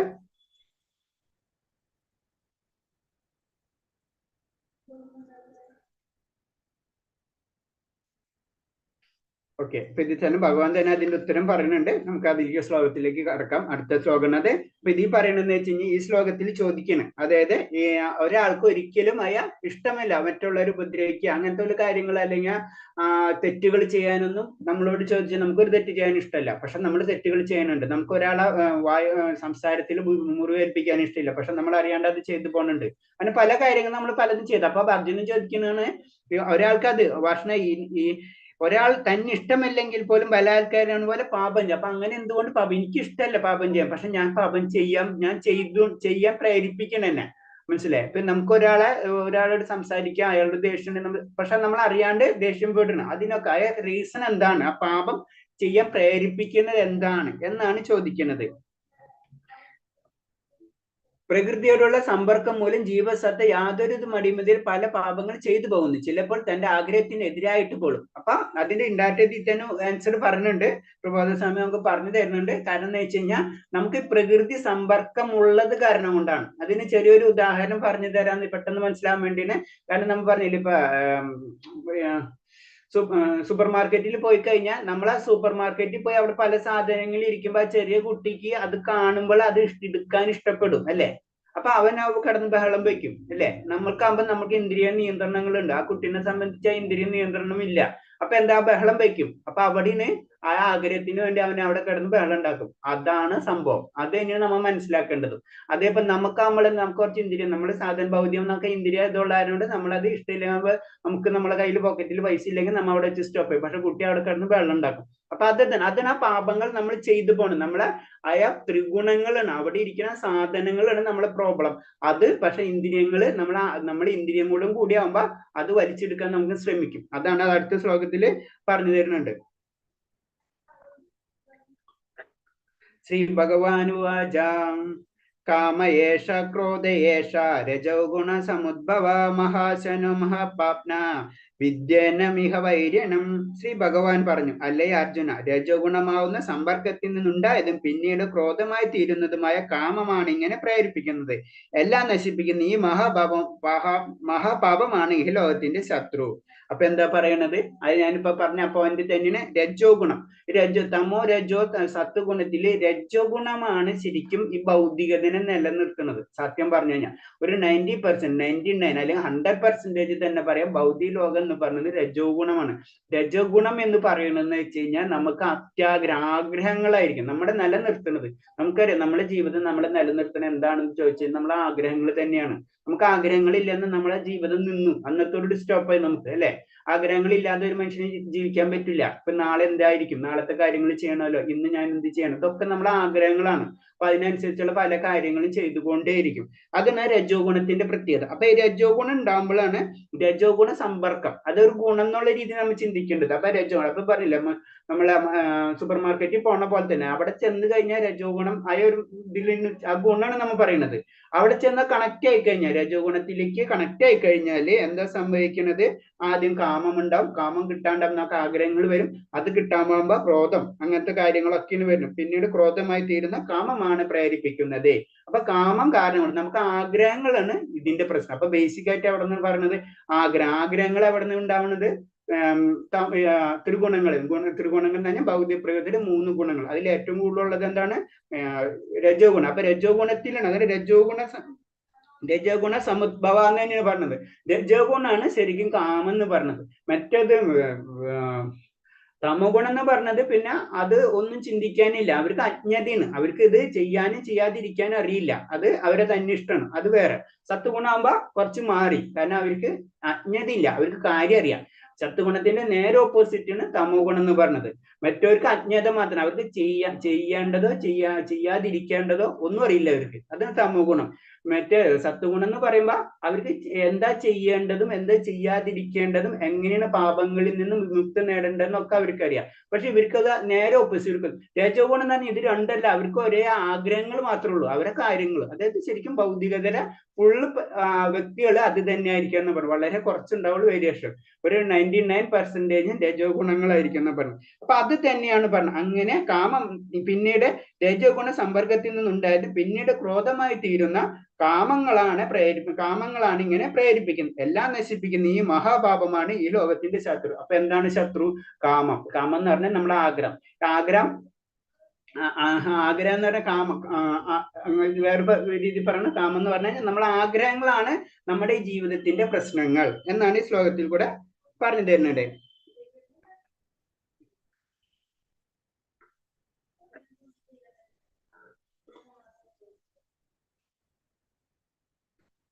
ഒരു ജീവസത്ത ഭൗതിക സൃഷ്ടിയുമായി ബന്ധപ്പെടുമ്പോൾ രജോ ഗുണമായ സമ്പർക്കത്തിന്റെ ഫലം ശാശ്വതമായ കൃഷ്ണപ്രേമ കാമമായി പരിഗമിക്കുന്നു. അപ്പൊ നമ്മുടെ ഉള്ളിൽ ശരിക്കും എല്ലാവർക്കും ഉള്ളിൽ ശരിക്കും കൃഷ്ണപ്രേമമാണുള്ളത്. നമ്മുടെ പരമാത്മാവിനുള്ള അട്രാക്ഷൻ ആയിരിക്കും നമ്മൾക്ക്, അത് നമ്മൾക്കുള്ള ഭക്തിയാണുള്ളത്. അപ്പോൾ എന്താണ്, അത് അന്വേഷിക്കുകയാണ്. മനസ്സിലായി? നമ്മുടെ ശരിക്കും പറഞ്ഞു കഴിഞ്ഞാൽ ആ ആനന്ദം, നമ്മുടെ ആത്മാവ് എന്ന് പറഞ്ഞപ്പോഴും ആനന്ദമാണ് അല്ലെ, പരമാനന്ദമാണ്. അത് തന്നെ നിങ്ങളോട് ക്വസ്റ്റ്യൻ ചോദിക്കണാണ്. നിങ്ങൾ ഇപ്പൊ അത് പറയാനുണ്ടല്ലോ, നമ്മ ചെയ്യുന്ന കർമ്മങ്ങളാണ് നമ്മൾക്ക് അടുത്ത ജന്മം കിട്ടുന്ന ഈ ജന്മത്തിലെ എല്ലാ പ്രശ്നങ്ങളും. പക്ഷെ പറയണെന്ന് വെച്ചാൽ ആത്മാവ് ഒരു കർമ്മവും ചെയ്യുന്നില്ല, ചെയ്യിപ്പിക്കുന്നില്ല എന്ന് പറയുന്നുണ്ട്. അപ്പൊ അതെങ്ങനെ ശരിയാവും? നമ്മൾ ചെയ്യുന്ന കർമ്മങ്ങളാണ് നമുക്കുണ്ടാവുന്ന അടുത്ത ജന്മം ഈ ജന്മങ്ങളൊക്കെ വരുന്നത്. അപ്പൊ നമ്മുടെ ആത്മാവ് ഒരു കർമ്മവും ചെയ്യുന്നില്ല, ചെയ്യിപ്പിക്കുന്നില്ല. ആത്മാവ് എന്ന് പറഞ്ഞു കഴിഞ്ഞാൽ പരിപൂർണ പരമാനന്ദത്തിലാണ് നിൽക്കുന്നത്. ആത്മാവിന് യാതൊരു കണക്ഷനും ഇല്ല. അത് നിങ്ങൾക്ക് ഹോംവർക്ക്. നിങ്ങൾ ഞാൻ അല്ലെങ്കിൽ പിന്നീടുള്ള കുറച്ച് 3-4 ക്ലാസ്സസ് ഒക്കെ വരുമ്പോൾ അതിനോടുള്ള ശ്ലോകങ്ങൾ കണക്ട് ആയിട്ട് വരും. അപ്പൊ ഞാൻ പറഞ്ഞു തരാം. അറിയാൻ പറ്റാവുന്നതെന്ന് വെച്ച് കഴിഞ്ഞാൽ നിങ്ങൾക്ക് ഇപ്പൊ പറയാം. അല്ലാന്ന് വെച്ച് കഴിഞ്ഞാൽ നിങ്ങൾക്ക് നിങ്ങളെ പോയിന്റ്സ് ആരെങ്കിലും ഉണ്ടോ അതിന്റെ ഒരു പോയിന്റ്സ് പറയാൻ പറ്റുന്നത്? ഓക്കെ, കുഴപ്പമില്ല, ഞാൻ പിന്നീട് അതിനെപ്പറ്റി പറയാം. അപ്പൊ അതാ അതിൽ പറഞ്ഞത്. അപ്പൊ പറഞ്ഞു വന്നത് ഇത്രേ ഉള്ളൂ. രജോ ഗുണ സമ്പർക്കമായിട്ട് വരുമ്പോഴാണ് കൃഷ്ണപ്രേമം. നമ്മൾ ഉള്ളിൽ എപ്പോഴും ഭഗവാനായിട്ടുള്ള കണക്ട് ചെയ്യുന്ന എപ്പോഴും ആഗ്രഹമായിരിക്കും. ആ ആനന്ദത്തെ നമ്മൾ അന്വേഷിച്ചുകൊണ്ടിരിക്കുന്ന സമയമാണ്. അപ്പോഴാണ് അവിടെ വേറൊരു വസ്തു ഇരിക്കണം. അപ്പൊ അത് കിട്ടിക്കഴിഞ്ഞ് എനിക്ക് ആനന്ദമാണെന്ന് തോന്നും. മനസ്സിലായ? അത് നമ്മൾ ശ്രമിക്കും. അപ്പോഴാണ് അതിന് കൃഷ്ണപ്രേമം കാമമായി മാറുന്നത്. അതാണ് പറയുന്ന പോയിന്റ്. കൃഷ്ണപ്രേമം നമ്മളെ ആഗ്രഹം എന്താ? ഭഗവാനായിട്ട് കിട്ടാൻ. അതിന് പറഞ്ഞിട്ടുണ്ട്. കാരണം ഒരു ഉത്സവപ്പറമ്പില് ഒരു ചെറിയ കുട്ടി അമ്മനെ അന്വേഷിച്ച് നടക്കുന്ന സമയത്ത് ആ കുട്ടിക്ക് ചെറിയ സാധനങ്ങൾ നമ്മൾ വാങ്ങിച്ചു കൊടുത്തു കഴിഞ്ഞാൽ ആ കുട്ടി അതൊന്നും നോക്കും, അല്ലെ? നോക്കിക്കഴിഞ്ഞപ്പോ അപ്പം നിൽക്കുമ്പോൾ ഒരു കറച്ചിൽ ഒരു 5 മിനിറ്റ് 1 സെക്കൻഡ് നേരത്തേക്ക് നിർത്തും. പിന്നെ അത് കളഞ്ഞിട്ട് വീണ്ടും കരയാൻ തുടങ്ങും എന്ന് പറഞ്ഞു. അതാണ് ഈ ശരിക്കും പറഞ്ഞത് കൃഷ്ണപ്രേമാണ് അന്വേഷിക്കുന്നത്. പക്ഷെ കാമം നമുക്ക് അതാണെന്ന് വിചാരിച്ചിട്ട് നമ്മൾ അവിടെ നിൽക്കും. അതാണ് നമ്മളെ ആനന്ദത്തിന് പരിധി ഇല്ലാത്തത്. അതായത് നമ്മളെ ആഗ്രഹങ്ങൾക്ക് പരിധി ഇല്ലാത്തതാണ്. നമുക്ക് അത് കിട്ടിക്കഴിഞ്ഞാൽ വീണ്ടും അടുത്തേക്ക് ചാടും. നമുക്ക് എന്തൊരു കാര്യം നമ്മൾ സിമ്പിൾ ആയിട്ട് ചിന്തിക്കും. നമുക്ക് എന്തെങ്കിലും ഒരു കാര്യം കിട്ടണ വരെയുള്ളൂ നമുക്ക് അത്ര അതിനോട് ആഗ്രഹം. അത് കിട്ടിക്കഴിഞ്ഞാൽ എന്താ? പിന്നെ അടുത്തേക്ക് തുടങ്ങും നമ്മൾ. കാരണം അതെന്താ കാരണം? നമ്മൾ അതിൽ സാറ്റിസ്ഫൈഡ് അല്ല. ആ ഒരു സന്തോഷത്തിന് നമ്മൾ സാറ്റിസ്ഫൈഡ് അല്ല, അടുത്ത സന്തോഷത്തിന്. അപ്പൊ എന്തിനോ വേണ്ടി നമ്മൾ ഓടുന്നു. അങ്ങനെ നമ്മൾ നോക്കി കഴിഞ്ഞാൽ നമ്മൾ അറിയാം നമ്മൾ എന്തിനും നമ്മൾ അത് കിട്ടാത്ത കാരണം കൊണ്ടല്ലേ. നമുക്കൊരു സാധനം 100% കിട്ടിക്കഴിഞ്ഞാൽ പിന്നെ അടുത്തേക്ക് നമ്മൾ ശ്രമിക്കില്ല. പക്ഷെ നമ്മൾ കാമത്തിന്റെ പ്രശ്നം എന്താ? അതിങ്ങനെ ഓടിക്കൊണ്ടിരിക്കും. എന്തിനു വേണ്ടി? ആ ആനന്ദം ശരിക്കും പരമാനന്ദം. അതായത് ഭഗവാൻ, അത് ജീവാത്മാവ് പരമാത്മാവായിട്ട് എപ്പോഴും കണക്ട് ആവണ്. അതേവരെ നമ്മളെ ആനന്ദത്തിന് വേണ്ടി പിറകെ ഓടും. അപ്പൊ നമ്മൾ കിട്ടുന്നത് നമ്മൾ ഇത് വിചാരിക്കും ഇതാണ് ആനന്ദം എന്ന് വിചാരിക്കുന്ന സമയമാണ്. അതാണ് കൃഷ്ണപ്രേമം കാമമായി അത് നമ്മളെ തെറ്റിദ്ധാരണയാണ് അവിടേക്ക് വരുന്നത്. അതാണ് കാമമായി പരിണമിക്കും എന്ന് പറയുന്നത്. പാല് പുളിരസത്തിൽ സമ്പർക്കത്താൽ തൈരാകുന്ന പോലെ കൃഷ്ണപ്രേമം കാമമായി മാറുന്നു. പൂർത്തീകരിക്കാത്ത കാമം ക്രോധമായും ക്രോധം മിഥ്യയായും മാറുന്നു. അപ്പൊ അതാണ് നമ്മള് ഭൗതിക ഗുണം എന്ന് പറഞ്ഞപ്പോ പാല് നമ്മള് അതിന് പാലും തൈരും കൂടെ കൂടുന്ന ആ ഒരു ഇതാണ് പറയുന്നത്. അത് ബദ്ധരായ ജീവാത്മാക്കളുടെ കാമപ്രവണതകളെ സബലമാക്കി തീർക്കാൻ വേണ്ടിയാണ് പരമദിവ്യത്വ പുരുഷൻ ഈ ഭൗതിക ലോകം സൃഷ്ടിച്ചത് തന്നെ. അപ്പൊ നമുക്കറിയാം ഇത് നമുക്ക് ഈ ഭൗതിക ലോകം സൃഷ്ടിക്കപ്പെട്ടത് തന്നെ എന്ന് പറഞ്ഞത് വെച്ച് കഴിഞ്ഞാൽ ഇത് പ്രവണതകളെ സബലീകരിക്കാനുണ്ട്. നമുക്ക് പല ആഗ്രഹങ്ങളുണ്ട്. ആഗ്രഹങ്ങളെ നമ്മൾ പൂർത്തീകരിക്കാൻ നമ്മൾ ശ്രമിക്കാൻ വേണ്ടി. അതായത് പറയുന്നത് ചെറിയ കുട്ടിക്ക് കളിക്കാൻ വെള്ളത്തിൽ കളിക്കാൻ ആഗ്രഹം ഉണ്ടെങ്കിൽ എന്ത് ചെയ്യും? നമ്മൾ ചെറിയൊരു തൊട്ടിൽ വെള്ളത്തിൽ ഉണ്ടാക്കി കൊടുക്കണ്ട, അതിൽ പിടിച്ച് കളിപ്പിക്കും നമ്മൾ, അല്ലെ? എന്ന് പറഞ്ഞ പോലെ തന്നെ ഭഗവാൻ നമുക്ക് ഈ ഭൗതിക ലോകം സൃഷ്ടിച്ചു തന്നിട്ടുള്ളൂ. അങ്ങനെ മനസ്സിലാക്കുക. അൾട്ടിമേറ്റ് ആ കുട്ടിയുടെ കളിയും കഴിയും എല്ലാം കഴിയുമ്പോൾ വീണ്ടും നമ്മുടെ അടുത്തേക്ക് വരും. മനസ്സിലായി? ഇത് തന്നെയാണ് ഇതിന്റെ ബേസിക് കാര്യം. ബദ്ധരായ ജീവാത്മാക്കളുടെ കാമപ്രവണതകളെ അത് പറഞ്ഞു. കാമത്തെ പരംപുരുഷനായിട്ടുള്ള കാമത്തെ പരംപുരുഷനോട് പ്രേമമാക്കി മാറ്റിയാൽ, അതായത് കൃഷ്ണബോധമാക്കി മാറ്റിയാൽ, എല്ലാ കൃഷ്ണ സേവനത്തിന് വേണ്ടി ആഗ്രഹിച്ചാൽ കാമവും ക്രോധവും ആത്മീയവൽക്കരിക്കാം. അപ്പൊ നമ്മൾ ചെയ്യേണ്ടതെന്ന് പറയുന്നത് അത് ആ കാമത്തെ പ്രേമമാക്കി മാറ്റാന്ന് പറയുന്നത്. നമ്മൾ ആഗ്രഹത്തെ ഭഗവാനിലേക്കുള്ള പ്രേമം മാറ്റി ആദ്യം തന്നെ ഭാവമാക്കി മാറ്റുന്നു. ഭാവം ഗ്രാഹ്യം വിട്ടു. ഓക്കെ, ഹരേഷ്ണ. അപ്പൊ അത് ആ പ്രേമത്തിലേക്ക് കൺവേർട്ട് ചെയ്യണം. നമ്മൾ ആഗ്രഹത്തെ ഭഗവാനിലേക്കുള്ള പ്രേമത്തിലേക്ക് നമ്മൾ കൺവേർട്ട് ചെയ്താൽ നമുക്കായ നമ്മളെ കാമവും ക്രോധവും ആത്മീകരിക്കാം. അതാണ് ഇതിൽ പറഞ്ഞത്. പിന്നെ കാമവും ക്രോധവും കൃഷ്ണ സേവനത്തിന് വേണ്ടി വിനിയോഗിച്ചാൽ അവർ നമ്മുടെ ശത്രു ഭവിക്കുന്നതിന് പകരം മിത്രങ്ങളായി തീരും. അപ്പൊ നമ്മൾ എന്താ? കൃഷ്ണ സേവനത്തിന് വേണ്ടി നമ്മൾ ഉപയോഗിക്കണം എന്ന് പറഞ്ഞു. അങ്ങനെ വരുമ്പോൾ എന്താ സംഭവിക്കുക എന്ന് വെച്ച് കഴിഞ്ഞാൽ അത് നമുക്ക് മിത്രമായി മാറും. അതിനൊരു കഥ ഇതിൽ പറഞ്ഞിട്ടുണ്ട്. ശ്രീരാമന്റെ ഉറ്റ സേവകനായ ഹനുമാൻ രാവണന്റെ കനക നഗരം ഭസ്മാക്കി സ്വന്തം ക്രോധത്തെ പ്രകടിപ്പിച്ച്. അപ്പൊ എന്താ ആ കഥന്റെ ഒരു ഇത് പറയുന്നത് എന്താണ്? ആ ക്രോധം എന്ത് ചെയ്ത് ഹനുമാനുണ്ടായ ക്രോധം അത് ഭഗവാന്റെ കാര്യത്തിന് ഉപയോഗിക്കണം. അതായത് രാവണന്റെ കൊട്ടാരം നശിപ്പിക്കുന്നത്. അങ്ങനെ ആയിരിക്കണം നമ്മൾ ചെയ്യേണ്ടത്. നമ്മളെ ക്രോധം ഭഗവാന്റെ കാരുണ്യത്തിലേക്ക് ഉപയോഗിച്ച് കഴിയും. അതാണ് ഹനുമാൻ സ്വാമിയുടെ ആ എക്സാമ്പിൾ ഇതിൽ പറയുന്നത്. അപ്പൊ നമുക്ക് എന്ത് ചെയ്ത് നമ്മുടെ ശത്രുക്കളെ നമ്മൾ മിത്രങ്ങളാക്കി മാറ്റണം. അപ്പൊ നമ്മളെ ക്രോധത്തെ നമ്മൾ മിത്രമാക്കി മാറ്റണമാണ്. അങ്ങനെ നമ്മൾ ചെയ്യണം എന്നാ പറയുന്നത്. അതാണ് നമ്മൾ ഇൻഡയറക്റ്റ് ആയിട്ട് പറഞ്ഞു വരുന്നത്. ഭക്തിയോഗത്തിലെ അടുത്ത സെക്ഷനിൽ കറക്റ്റായിട്ട് ഡീറ്റെയിൽ ആയിട്ട് പറഞ്ഞിട്ടുണ്ട്. നമ്മുടെ എല്ലാ ഇന്ദ്രിയങ്ങളെയും നമ്മൾ ഭഗവാന്റെ കാര്യത്തിന് വേണ്ടി ഉപയോഗിക്കണം. നമുക്ക് വിരക്തി നടക്കില്ല, വളരെ ബുദ്ധിമുട്ടാണ്. നമുക്കൊരു സാധനം വേണ്ടാന്ന് വെക്കാൻ ബുദ്ധിമുട്ടാണ്. നമ്മുടെ ഒരു ഗ്ലാസ് ചായ കൊണ്ട് വെച്ചിട്ട് നമ്മളോട് തന്നെ ചായ കുടിക്കരുതെന്ന് പറഞ്ഞു കഴിഞ്ഞാൽ ബുദ്ധിമുട്ടാണ്. പക്ഷെ നമ്മളോട് ചായ കുടിച്ചോളം പറഞ്ഞ് നമ്മൾ നേരിട്ട് വേറെടുത്ത് കുടിക്കും. മനസ്സിലായി? അത് ആസക്തി നമുക്ക് പ്രശ്നമില്ല. വിരക്തി നമുക്ക് വളരെ വേണ്ടാന്ന് പറയാൻ എളുപ്പം, ബുദ്ധിമുട്ടാണ്. വേണമെന്ന് പറയാൻ നമുക്ക് എളുപ്പമാണ്. അപ്പൊ നമ്മൾ പറഞ്ഞ നമ്മുടെ ഇന്ദ്രിയങ്ങളെയും പ്രത്യേകത അതാണ്. എല്ലാതും അത് എനിക്ക് വേണം. എല്ലാ ഇന്ദ്രിയങ്ങളും, കണ്ണ് എപ്പോഴും കാണാൻ ആഗ്രഹിക്കും, നമ്മുടെ ചെവി എപ്പോഴും കേൾക്കാൻ ആഗ്രഹിക്കും. അങ്ങനെയാണ്. അപ്പൊ നമ്മൾ അത് ഭഗവാന്റെ കാര്യങ്ങൾക്ക് വേണ്ടി ഉപയോഗിക്കുക. കണ്ണിന് ഭഗവാനെ കാണാനും, ചെവി ഭഗവാന്റെ കീർത്തനങ്ങൾ കേൾക്കാനും, നമ്മളെ നാവ് ഭഗവാന്റെ പ്രസാദം സ്വീകരിക്കാനും, അതേപോലെ തന്നെ എല്ലാ കാര്യങ്ങളും അങ്ങനെ നമ്മളെ എല്ലാ ഇന്ദ്രിയങ്ങളും ഭഗവാനിക്ക് സമർപ്പിക്കുക. അതാണ് ഇതിന്റെ, അത് ഡീറ്റെയിൽ ആയിട്ട് നിങ്ങൾക്ക് വരും. അടുത്ത ഇതിൽ വരും. അത് അടുത്ത ശ്ലോകത്തിലേക്ക് പോവാം. ധൂമേന മ്രിയതേ വഗ്നിർയഥാദർശുമലേന ച യദോ ലബ്ധേന വൃതോ ഗർഭഃ തദോ തേനാവൃതം. പുക തീയെന്ന പോലെയും പൊടി കണ്ണാടി എന്ന പോലെയും ഗർഭാശയം ഭ്രൂണം എന്ന പോലെയും ജീവാത്മാവിന് വ്യത്യസ്തമായ അളവിൽ കാമം ആവരണം ചെയ്തിരിക്കുന്നു. അപ്പൊ കാമത്തിന്റെ ആവരണത്തെ പറ്റിയാണ് അത് ഞാൻ കുറച്ചു നേരത്തെ പറഞ്ഞത്. പലർക്കും പല രീതിയിലായിരിക്കും ആത്മീയമായിട്ടുള്ള മുന്നേറ്റങ്ങൾ ഉണ്ടാവാം. അതിന്റെ കാരണം തന്നെ പറഞ്ഞത് നമ്മുടെ ജീവാത്മാവ്, നമ്മുടെ ആത്മാവിന്റെ ചുറ്റും നമ്മളെ കാമം, നമ്മളെ ആഗ്രഹങ്ങൾ, അത് നമ്മൾ പറഞ്ഞത് അത് ഈ ജന്മയിലെ പല ജന്മങ്ങളിലും കൂടി കിട്ടിയിട്ടുള്ളതായിരിക്കും. നമ്മുടെ കർമ്മബലമൊക്കെ ആയിട്ട് കിട്ടിയിട്ടുള്ളതായിരിക്കും ആ അവബോധം, അല്ലെങ്കിൽ നമ്മുടെ ആഗ്രഹം. അത് പലതരത്തിലായിരിക്കും ആവരണം ചെയ്തിരിക്കുന്ന പറയുന്നത്. പുക തീ എന്ന പോലെ എന്ന് പറയുമ്പോ അതിന് തിക്നെസ് ഇല്ല അല്ലെ. പുകയുള്ളിടത്ത് തീ എന്ന് പറയൂല്ലോ, നമ്മൾ രണ്ടും അതേപോലെ തന്നെ. അപ്പൊ അവർക്ക് ആത്മീയമായിട്ടുള്ള ചിന്താഗതി കുറച്ചും കൂടി കൂടുതലുണ്ടായിരിക്കും. അപ്പൊ അതേപോലെ തന്നെ അടുത്തത് കണ്ണാടി. കണ്ണാടി എന്ന് പറയുമ്പോൾ പൊടി കുറച്ച് തുടയ്ക്കണം നമ്മളത്. അപ്പൊ കുറച്ചും കൂടെ അവർക്ക് ഇത്തിരി ബുദ്ധിമുട്ടായിരിക്കും. നെക്സ്റ്റ് ഭ്രൂണം എന്ന് പറയുമ്പോൾ നമുക്കറിയാം അതില് ഗർഭസ്ഥ ശിശു ഒരിക്കലും ഭ്രൂണത്തിന് പെട്ടെന്ന് പറയാൻ പറ്റില്ല. അത്രയും ഹാർഡായിരിക്കും അത് ഒന്നും കൂടെ ടഫാണ്. അവർക്ക് വളരെയധികം ബുദ്ധിമുട്ടുണ്ടാവും. അതാണ് പറഞ്ഞത്. അപ്പൊ അങ്ങനത്തെ രീതിയിലായിരിക്കും അത് ഉണ്ടാവുക. അപ്പൊ ഓരോ ലെവലും ഓരോരുത്തർക്കും പല ലെവലായിരിക്കും. അതന്നെ ചിലവർക്ക് ആത്മീയമായിട്ടുള്ള ചിലർക്ക് ഭയങ്കര ഇഷ്ടമായിരിക്കും, ചിലർക്ക് കുറവുണ്ടാവും. പല വീടുകളിലും പല രീതിയിലും നമുക്കത് കാണാൻ കഴിയുന്നത് ഈ ഒരു ശ്ലോകത്തിൽ നിന്ന് തന്നെ മനസ്സിലാക്കാൻ പറ്റും.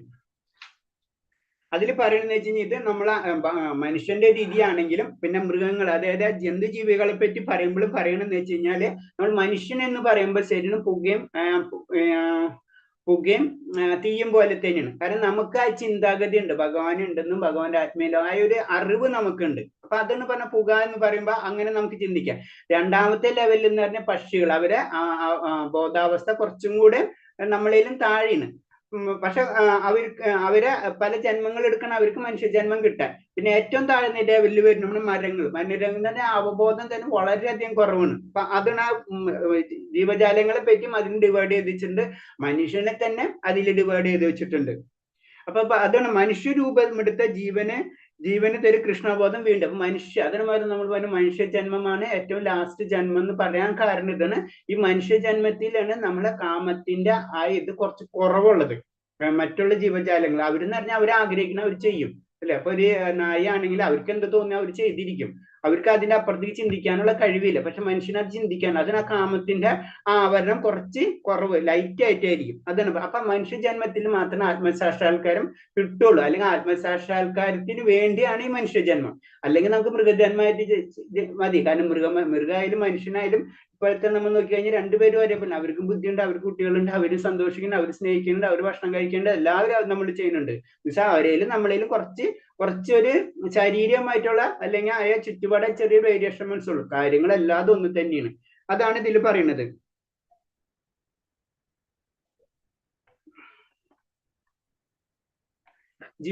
ഒന്നും കൂടെ പറയുമ്പോ ജീവാത്മാവിന്റെ ജീവാത്മാവിന്റെ വിശുദ്ധമായ അവബോധത്തെ മൂടി വയ്ക്കുന്നത് 3 തരത്തിൽ ആവരണത്തിൽ, അതിനിപ്പോ പറഞ്ഞു നമ്മള്. പിന്നെ ജീവന് ഭൗതിക തത്വത്തിന്റെ ഭൗതികത്തിന്റെ കെട്ടഴിഞ്ഞ് അതും പറഞ്ഞു നമ്മൾ. അത് ഈ മനുഷ്യ ജന്മമാണ് നമുക്ക് എന്താ ജന്മത്തിൽ മാത്രമേ ഭഗവത് സാക്ഷാത്കാരം നമുക്ക് ലഭിക്കുകയുള്ളൂ. ബാക്കിയുള്ള ജന്മങ്ങൾക്ക് പറ്റില്ല. അവര് അവരുടെ കർമ്മഫലത്തിനനുസരിച്ച് ഒരു ജീവിതം അവർക്ക് കിട്ടി, അവരത് തീർത്തേ പറ്റൂ. അത് കഴിഞ്ഞിട്ട് അടുത്ത ജന്മം അവരിങ്ങനെ കറങ്ങിക്കൊണ്ടിരിക്കും. പക്ഷെ മനുഷ്യ ജന്മത്തിൽ മാത്രമേ നമ്മൾ ആത്മീയമായിട്ട് നമുക്ക് മനസ്സിലാക്കാനുള്ള കഴിവുള്ളൂ. അതാണ് മനുഷ്യ ജന്മത്തിന് മാത്രമേ നമുക്ക് കിട്ടുള്ളൂ. അല്ല നമ്മൾ അത് ചെയ്തിട്ടില്ലെങ്കിൽ നമ്മൾ വീണ്ടും താഴത്തേക്ക് പോവാം. 84 ലക്ഷത്തിൽ ഏതെങ്കിലും ആത്മാക്കളായിട്ട് വീണ്ടും ജനിച്ച് വീണ്ടും അവരുടെ ജീവിതം കംപ്ലീറ്റ് ചെയ്തുകൊണ്ടിരിക്കും. അതിന് നമ്മൾ ഒരിക്കലും നമുക്കൊരു ജീവിതം മനുഷ്യജന്മം കിട്ടിക്കഴിഞ്ഞാൽ നമ്മൾ ആത്മീയമായിട്ട് നമ്മൾ കാര്യങ്ങൾ ചെയ്യണം എന്ന് പറയുന്നത്, അല്ലെങ്കിൽ നമ്മൾ വീണ്ടും ഇതിലേക്ക് താഴും. അല്ല നമ്മൾ കുറച്ചെങ്കിലും ചെയ്യണമെന്ന് വെച്ച് കഴിഞ്ഞാൽ ഈ ജന്മമല്ല അടുത്ത ജന്മത്തില്, അത് അടുത്ത അധ്യായങ്ങളിലൊക്കെ വരുന്നുണ്ട്. ആ ജന്മത്തിൽ നമുക്ക് അങ്ങനത്തെ ഗ്രഹങ്ങളിൽ ജനിക്കുകയും പിന്നെ അതിൽ നിന്ന് നമുക്ക് വീണ്ടും മുന്നേറ്റം ഉണ്ടാകാനുള്ള ചാൻസസ് കിട്ടുകയും ചെയ്യും. അപ്പൊ നമുക്ക് വീണ്ടും അത് ഇമ്പ്രൂവ് ചെയ്യാനുള്ള ചാൻസ് കിട്ടും. അവിടെ നമുക്ക് ഫെയിൽ ആവാം. അത് നമ്മൾ പറഞ്ഞില്ല, ഇപ്പൊ എൻട്രൻസിന് എക്സാം എഴുതിയിട്ട് പിള്ളേർക്ക് എൻട്രൻസ് എഞ്ചിനീയറിംഗ് കിട്ടിക്കഴിഞ്ഞാലും അവിടെ ഫെയിൽ ആവുന്ന പിള്ളേരുണ്ട് അല്ലെ, സ്റ്റുഡൻസ് നമുക്കറിയാം. എന്ന് പറഞ്ഞ പോലെ തന്നെ നമുക്ക് അതിനുള്ള ചാൻസ് കിട്ടും. നമുക്ക് അപ്പർലി കാരണം നമ്മളെ ഭൗതികതയിൽ നമുക്ക് ബാക്കിയെല്ലാം നമ്മളെ മരണത്തോടുകൂടി നശിച്ചു പോകും. പക്ഷെ ആത്മീയത മാത്രം, അല്ലെങ്കിൽ ഭഗവാന്റെ സ്നേഹം മാത്രം നിൽക്കും. ആ അവബോധം നമ്മളേക്കുണ്ടാവും. നമുക്കറിയാം അടുത്ത ജന്മത്തിലേക്ക് പോകുമ്പോൾ അവബോധമായിട്ടാണ് പോണത്. ഇപ്പൊ ആ അവബോധം എന്ന് പറഞ്ഞത് നമുക്ക് അറിയാവുന്നതാണ്. സ്ഥൂല ശരീരത്തിലുള്ള 3 രൂപങ്ങൾ, മനസ്സ്, ബുദ്ധി, മിഥ്യാഹങ്കാരം, അതും കൊണ്ടാണ് നമ്മൾ പോണത്. അപ്പൊ അതിൽ കൃഷ്ണാവബോധം നമ്മളേക്ക് ഉണ്ടാവും. ആ അവബോധം മാത്രം നശിക്കില്ല. അപ്പൊ അങ്ങനത്തുള്ള ഇതിലായിരിക്കും നമുക്ക് ആ ജന്മങ്ങളിൽ ലഭിക്കുക. അഥവാ ഈ ജന്മത്തിൽ നമുക്ക് സാധിച്ചില്ലെങ്കിൽ അടുത്ത ജന്മത്തിൽ അല്ലെങ്കിൽ പിന്നത്തെ ജന്മത്തിലാണെങ്കിലും നമുക്ക് മുന്നേ. അപ്പൊ ഒരിക്കലും ഭഗവാന് വിട്ടിട്ടുള്ള ഒരു കളിക്ക് പോകരുത്, സിമ്പിൾ ആയിട്ട് പറഞ്ഞു കഴിഞ്ഞാൽ. അതാണ് ഇതിൽ പറയുന്നത്. മനുഷ്യന് മികവറ്റ മാർഗദർശന സാധനം കൃഷ്ണവധം പരിശീലനം നേടി കാമമാകുന്ന ശത്രുവിനെ തോൽപ്പിക്കാൻ കഴിയും. അപ്പൊ നമ്മളെപ്പോഴും നമുക്കറിയില്ല എങ്ങനെ ചെയ്യേണ്ടത്, അതാണ് നമ്മൾ ഗുരുവിലേക്ക് പോകുന്നത്. അപ്പൊ ഗുരുവിന്റെ ആശ്രയം എടുത്ത് അല്ലെങ്കിൽ ഗുരുവിന്റെ കൂടെ എന്താ ചെയ്യേണ്ടതെന്നും പറയേണ്ട രീതിയിൽ നമ്മൾ ചെയ്ത് പ്രവർത്തിച്ചു കഴിഞ്ഞു കഴിഞ്ഞാല് നമുക്ക് കാമമാകുന്ന ശത്രുവിനെ തോൽപ്പിച്ച് നമ്മൾ കൃഷ്ണാവധത്തിലേക്ക് നമുക്ക് കടക്കാൻ കഴിയും. അതിന് നമ്മൾ ഇന്ദ്രിയത്തിന്റെ പ്രശ്നം 30-ാമത്തെ ശ്ലോകം. ആവൃതം ജ്ഞാനമേതേന ജ്ഞാനിനോ നിത്യവൈരിണ കാമരൂപേണ കൗന്ദേയ ദുഷ്പുരേണനലേന ച. ഒരിക്കലും തൃപ്തിപ്പെടുത്താനാവാതെയും തീ പോലെ ആളിക്കത്തുന്നതും നിന്റെ ശത്രുവായ കാമത്താൽ വിവേകശാലികളായ ജീവാത്മാക്കളുടെ വിശുദ്ധ അവബോധം ആവരണം ചെയ്യപ്പെട്ടിരിക്കുന്നു. വിശുദ്ധമായ അവബോധം ആവരണം ചെയ്യപ്പെട്ടിരിക്കുന്നു. അപ്പൊ എന്താ പറയണെന്ന് വെച്ച് കഴിഞ്ഞാല് നമ്മളെ ഇന്ദ്രിയങ്ങള് നമ്മളെ ആഗ്രഹങ്ങള് നമുക്ക് ഒരിക്കലും തീർക്കാൻ കഴിയില്ല. ഇതിൽ പറഞ്ഞുകൊണ്ടിരിക്കുന്ന പറഞ്ഞാൽ കത്തിക്കൊണ്ടിരിക്കുന്ന തീയിൽ വീണ്ടും വീണ്ടും എണ്ണ ഒഴിച്ചാൽ തീ കെടുത്താനാവാത്തതുപോലെ ഇന്ദ്രിയ ഭോഗങ്ങൾ വർദ്ധിപ്പിച്ചത് കൊണ്ട് കാമത്തെ ശമിക്കാൻ സാധിക്കില്ല. അപ്പൊ നമ്മൾ വിചാരിക്കുന്ന വെച്ചാൽ നമുക്ക് കുറെ ആഗ്രഹങ്ങൾ തീർന്നു കഴിഞ്ഞു കഴിഞ്ഞാൽ വീണ്ടും അതോടെ നമുക്ക് നിർത്താൻ പറ്റുന്നു. അങ്ങനെയല്ല, നമുക്ക് ആഗ്രഹങ്ങൾ എത്ര വരുന്നോ അതിന്റെ ട്രിപ്പിൾ ആയിട്ട് ഇങ്ങനെ കൂടിക്കണ്ടേ. 1 കിട്ടിയാൽ 10 മതി എന്ന് പറഞ്ഞാൽ നമുക്കറിയാലോ. 1 കിട്ടിയാൽ 10, 10 കിട്ടിയാൽ 100 മതി, 100 കിട്ടിയാൽ സഹസ്രം മതി. ഇതാണ് നമ്മുടെ പ്രശ്നം. അപ്പൊ 1 10, 10 കഴിഞ്ഞാൽ 100, ഇരട്ടിയാണ്. 100 കിട്ടി കഴിഞ്ഞാൽ പിന്നെ അതിന്റെ 10 ഇരട്ടിയാണ്. അപ്പൊ അതിന്റെ പെർസെന്റേജ് എന്ന് പറഞ്ഞു കഴിഞ്ഞാൽ ഇമേജ് ചെയ്യാൻ പറ്റാത്ത രീതിയിലാണ് പോണത്. അല്ലാണ്ട് 1-ന്ന് 2-ന്നല്ല, 1-ന്ന് 10, 10-ന്ന് പിന്നെ 100-ണ്. അപ്പൊ ട്രിപ്പിൾ അത്രയാണ്. അത് ആളിക്കത്താണ് ചെയ്യുക നമ്മളെ ആഗ്രഹങ്ങള്. അതാണ് അതുകൊണ്ട് അത് നശിപ്പിക്കുക. ആ കാമം കൊണ്ട് കാമത്തെ നമുക്ക് നശിപ്പിക്കാൻ കഴിയില്ല. അതിന് ഇതിൽ പറഞ്ഞത്. പിന്നെ ജീവന് ഭൗതികപ്രായം തളച്ചു നിർത്താൻ ഉതകുന്ന അജ്ഞാനത്തിന്റെ പ്രതീകമാണ് കാമം. അപ്പൊ നമ്മൾ ഈ കാമമാണ് നമ്മൾ ഭൗതിക ലോകത്തിൽ നമ്മളെ പിടിച്ചു നിർത്തുന്നത്. അപ്പൊ ആ കാമം അതിനെ കൺട്രോൾ ചെയ്ത് പതുക്കെ നമ്മൾ ആത്മീയതയിലേക്ക് കൊണ്ടുവരണം. അല്ലാണ്ട് നമുക്ക് ആത്മീയതയിലേക്ക് കടക്കാൻ കഴിയില്ല. അത് പതുക്കെ. അതാണ് നമ്മളിതിൽ അർത്ഥധർമ്മ കാമമോക്ഷത്തിൽ തന്നെ ചതുരാശ്രമങ്ങൾ നമ്മൾ പറഞ്ഞത്. ഇപ്പൊ ഇതെല്ലാവർക്കും വേണ്ടി, കാരണം ചില വ്യക്തികളുണ്ട് അവർക്ക് പല ജന്മങ്ങൾ കൊണ്ട് നമുക്ക് ആചാര്യന്മാരാവാൻ പറ്റുന്നതും, അതേപോലെ തന്നെ ബ്രാഹ്മണ്യം സ്വീകരിക്കുന്ന വ്യക്തികളുണ്ട്, സന്യാസം സ്വീകരിക്കുന്ന വ്യക്തികളുണ്ട് വളരെ ചെറുപ്പത്തിൽ. ഇതൊക്കെ നമുക്കറിയാം. എല്ലാവർക്കും അത് നടക്കില്ല, കാരണം അത് അത്ര എളുപ്പമല്ല.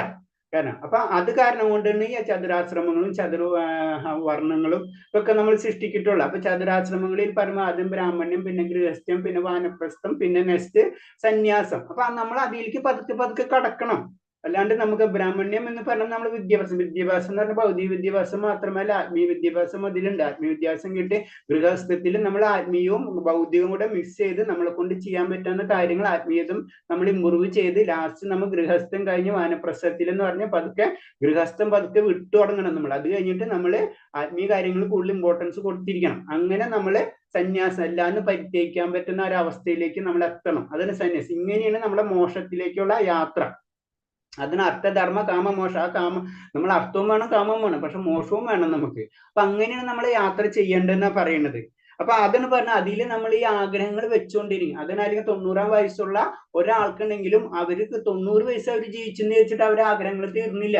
അവർ അന്നും ആഗ്രഹത്തോടു കൂടി തന്നെയാണ് അവർ മരിക്കുന്നത്, അല്ലെ? നമ്മൾ എത്ര ആരെന്തൊക്കെ പറഞ്ഞാലും 90 വയസ്സുള്ള ജീവിച്ച ഒരു വ്യക്തിയാണെങ്കിലും ആ വ്യക്തിനോട് ചോദിച്ചു കഴിഞ്ഞാൽ ആ വ്യക്തി ഇഷ്ടത്തിന് ആഗ്രഹങ്ങൾ ബാക്കി വെച്ചിട്ടുണ്ടാവും. അപ്പൊ അതാണ് കാമത്തിന് കാമം കൊണ്ട് ആഗ്രഹം. പക്ഷെ ആ നമ്മളായ പരിത്യാഗം എല്ലാം നമുക്ക് ഉപേക്ഷിക്കാനുള്ള കഴിവ്, ഭഗവാനെ മാത്രം ആശ്രയത്തിലേക്ക് നമ്മൾ പതുക്കെ പതുക്കെ നമ്മുടെ ജീവിതം കൊണ്ടുപോകണം. അതാണ് ഇതില് പറയുന്നത്.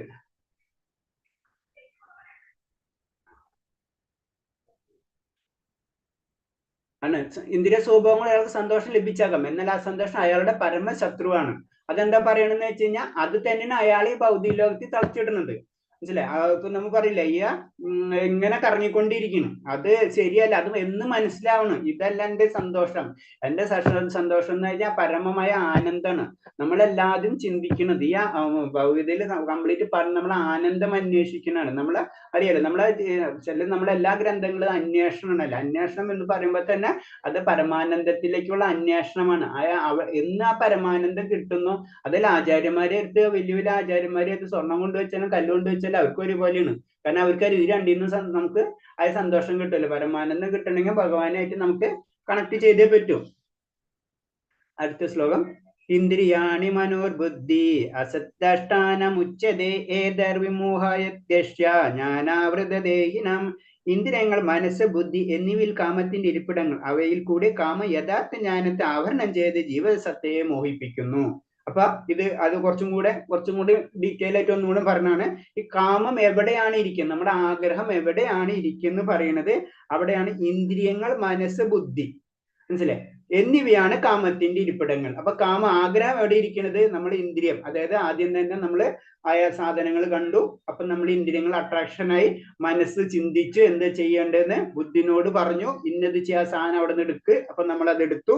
അപ്പൊ അങ്ങനെയാണ്. അപ്പൊ അത് തെറ്റാണെന്ന്, അത് തെറ്റല്ല, അത് ശരിയാണെന്ന് നമ്മൾ ആത്മാവിനെ കൊണ്ട് പറയിപ്പിക്കണം. അപ്പൊ ആത്മാവ് വിചാരിക്കും അത് ശരിയാണെന്ന്. ഒരു കള്ളൻ ഒരു സാധനം കട്ടുണ്ടോന്ന പോലെ തന്നെ. അപ്പൊ അതാണ് സംഭവം. അപ്പൊ അതാണ് ഇത് ജീവസത്തയെ മോഹിപ്പിക്കുന്നു. അപ്പൊ അതാണ് സത്യം. അപ്പൊ ഞാൻ പറഞ്ഞില്ലേ, ചെറിയ കുട്ടിയെ ഉത്സവപ്പറമ്പിൽ കിട്ടുമ്പോ ആ സമയത്ത് അത് വിചാരിക്കും അതാണെന്ന് വിചാരിക്കും, മനസ്സിലായി? പക്ഷെ അതല്ല. അത് പിന്നീട് മനസ്സിലാവണം. മനസ്സിലായില്ലെങ്കിൽ അതും കൊണ്ട് നടക്കും നമ്മൾ, മനസ്സിലായി? അപ്പൊ ഇതെന്ന് പറഞ്ഞാൽ ജീവസത്തയെ മോഹിപ്പിക്കുന്നു. ഹരേ കൃഷ്ണ പ്രഭു. 10 മണി. ഹരേ കൃഷ്ണ. 10 മണിയായല്ലേ? സ്ലോയിലാ പോകുന്നത്. ഹരേ കൃഷ്ണ. അപ്പൊ ഞാനിത് ഇതൊന്ന് പറഞ്ഞത് തീർത്തോട്ടെ. 40-ാമത്തെ ശ്ലോകം. കാമത്തിന്റെ ഇരിപ്പിടങ്ങളാണ് ഇന്ദ്രിയങ്ങൾ, മനസ്സ്, ബുദ്ധി. മനസ്സല്ല ഇന്ദ്രിയങ്ങളുടെ പ്രവർത്തനങ്ങളുടെ കേന്ദ്രമാണ്. അതിപ്പോ മനസ്സിലായി നമുക്ക്. ധാതുത്രയ നിർമ്മിതമായ ദേഹത്ത് ആത്മാവ് കളാദ്രികളെ സ്വന്തം ബന്ധുക്കളെയും ജന്മഭൂമിയെ പൂജ്യന്യമായി കരുതുന്നു. അതീന്ദ്രിയ ജ്ഞാനികളെ കണ്ടുമുട്ടുന്ന ലക്ഷ്യമില്ലാതെ സ്ഥാനത്തിന് വേണ്ടി മാത്രം തീർത്ഥാടനം നടത്തുന്ന വേറെ പശുവ കഴുതയാണ്. അപ്പൊ നമ്മള് ഇതിൽ പറഞ്ഞു വരുന്നത് ഇത്രേ ഉള്ളൂ. നമ്മൾ ഇന്ദ്രിയങ്ങളെ നമ്മൾ നിയന്ത്രിച്ചിട്ടില്ലെങ്കിൽ നമുക്ക് ആ ലക്ഷ്യത്തിലേക്ക് നമ്മൾ എത്തില്ല എന്നാണ് ഇതിൽ പറയുന്നത്. ഓക്കെ, ഹരേ കൃഷ്ണ. എന്തെങ്കിലും ഉണ്ടെങ്കിൽ ഇനിയിപ്പോ 2 ശ്ലോകം കൂടി ഉണ്ടല്ലേ, കുഴപ്പമില്ല, അടുത്തതിൽ നമുക്ക് പോസ് ചെയ്യാം. ഇതിൽ എന്തെങ്കിലും പറഞ്ഞത് നിങ്ങൾക്ക് എന്താ മനസ്സിലായതെങ്കിലും ആരെങ്കിലും ഒന്ന് പറയാൻ പറ്റുമോ? ഇന്നത്തെ ക്ലാസ്സിൽ സംശയമില്ലെങ്കിൽ നിങ്ങൾക്ക് എന്താ മനസ്സിലായത്?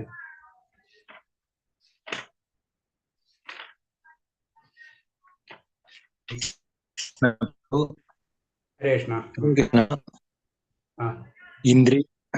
ഇന്ദ്രിയ സുഖങ്ങൾ ഇന്ദ്രിയ സുഖങ്ങളെ കുറിച്ചുള്ള ഇന്ത്യയിലെ സുഖങ്ങളെ കുറിച്ച് പറയുക പ്രഭു. നമുക്ക് ഒരു മിഥ്യ ക്ലിയർ ആണ്. ഹലോ, ഒന്നും പറയൂ പ്രഭു. ഇന്ദ്രിയ സുഖങ്ങളെ ഉള്ള അവബോധം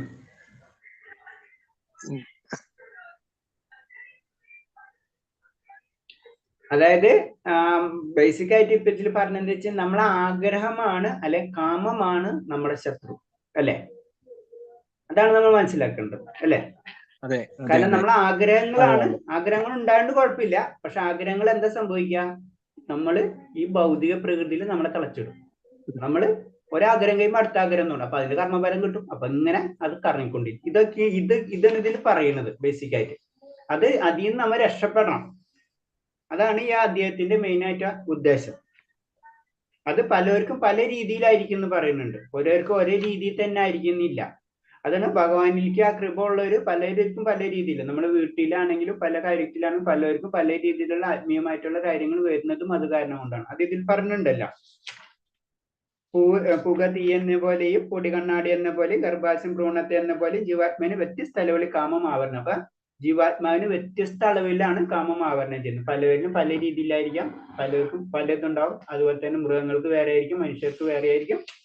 ഇതൊക്കെയാണ് ഇതിൽ പറഞ്ഞു തരുന്നത്. പിന്നെ ഇന്ദ്രിയങ്ങൾ, അത് ഞാൻ ആദ്യമേ പറഞ്ഞു.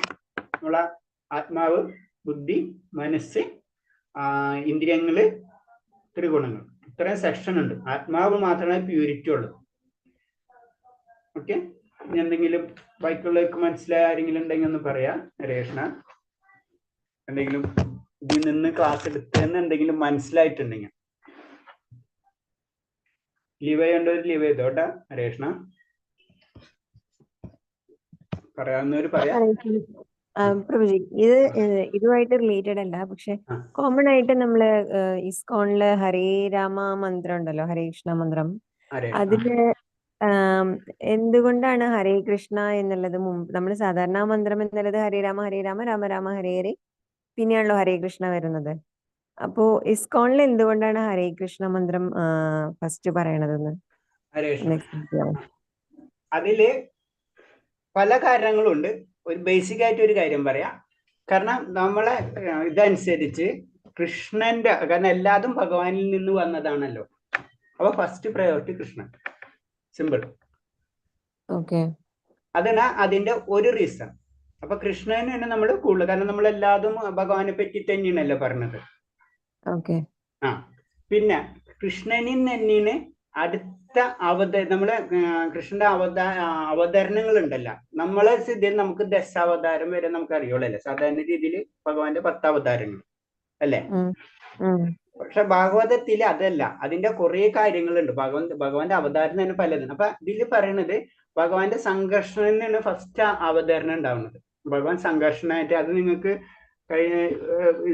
കഴിഞ്ഞ പ്രാവശ്യം പറഞ്ഞിട്ടുണ്ട്. ഇതിലെല്ലാം അതിന്റെ ഡീറ്റെയിൽ ഉണ്ട്. ശരിക്കും അതിന്റെ ഒരു ചാർട്ട് തന്നെ ഉണ്ട്. സംഘർഷണൻ, പിന്നെ കണ്ടിട്ടില്ലേ? അപ്പൊ സംഘർഷണൻ എന്ന് പറഞ്ഞാൽ ബലരാമന്റെ തുല്യാണ്. അപ്പൊ രാമൻ, അതാണ് ഭഗവാൻ രാമൻ, ശ്രീരാമൻ. മനസ്സിലായി? ശ്രീരാമൻ അല്ല, ബലരാമൻ. അതായത് ഭഗവാന്റെ അടുത്ത വിസ്തരണം.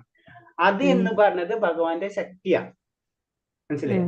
അതാണ് ഭഗവാൻ ആദ്യം, പിന്നെ രണ്ടാമത്തേത് പറയുന്നത്. അത് തത്വമാണ്. ആ തത്വത്തിനാണ് പറയുന്നത്.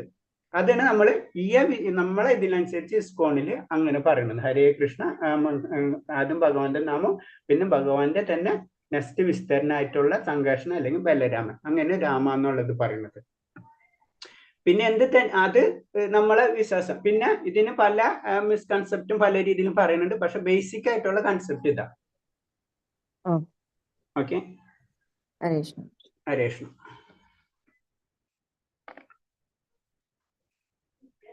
പിന്നെ എന്തെങ്കിലും ഡൗട്ട് ഉണ്ട്? അല്ലെങ്കിൽ ക്ലോസ് ചെയ്യാം നമുക്ക്. ഈ മാതാജിക്ക് അത് ഇനി കുറച്ച്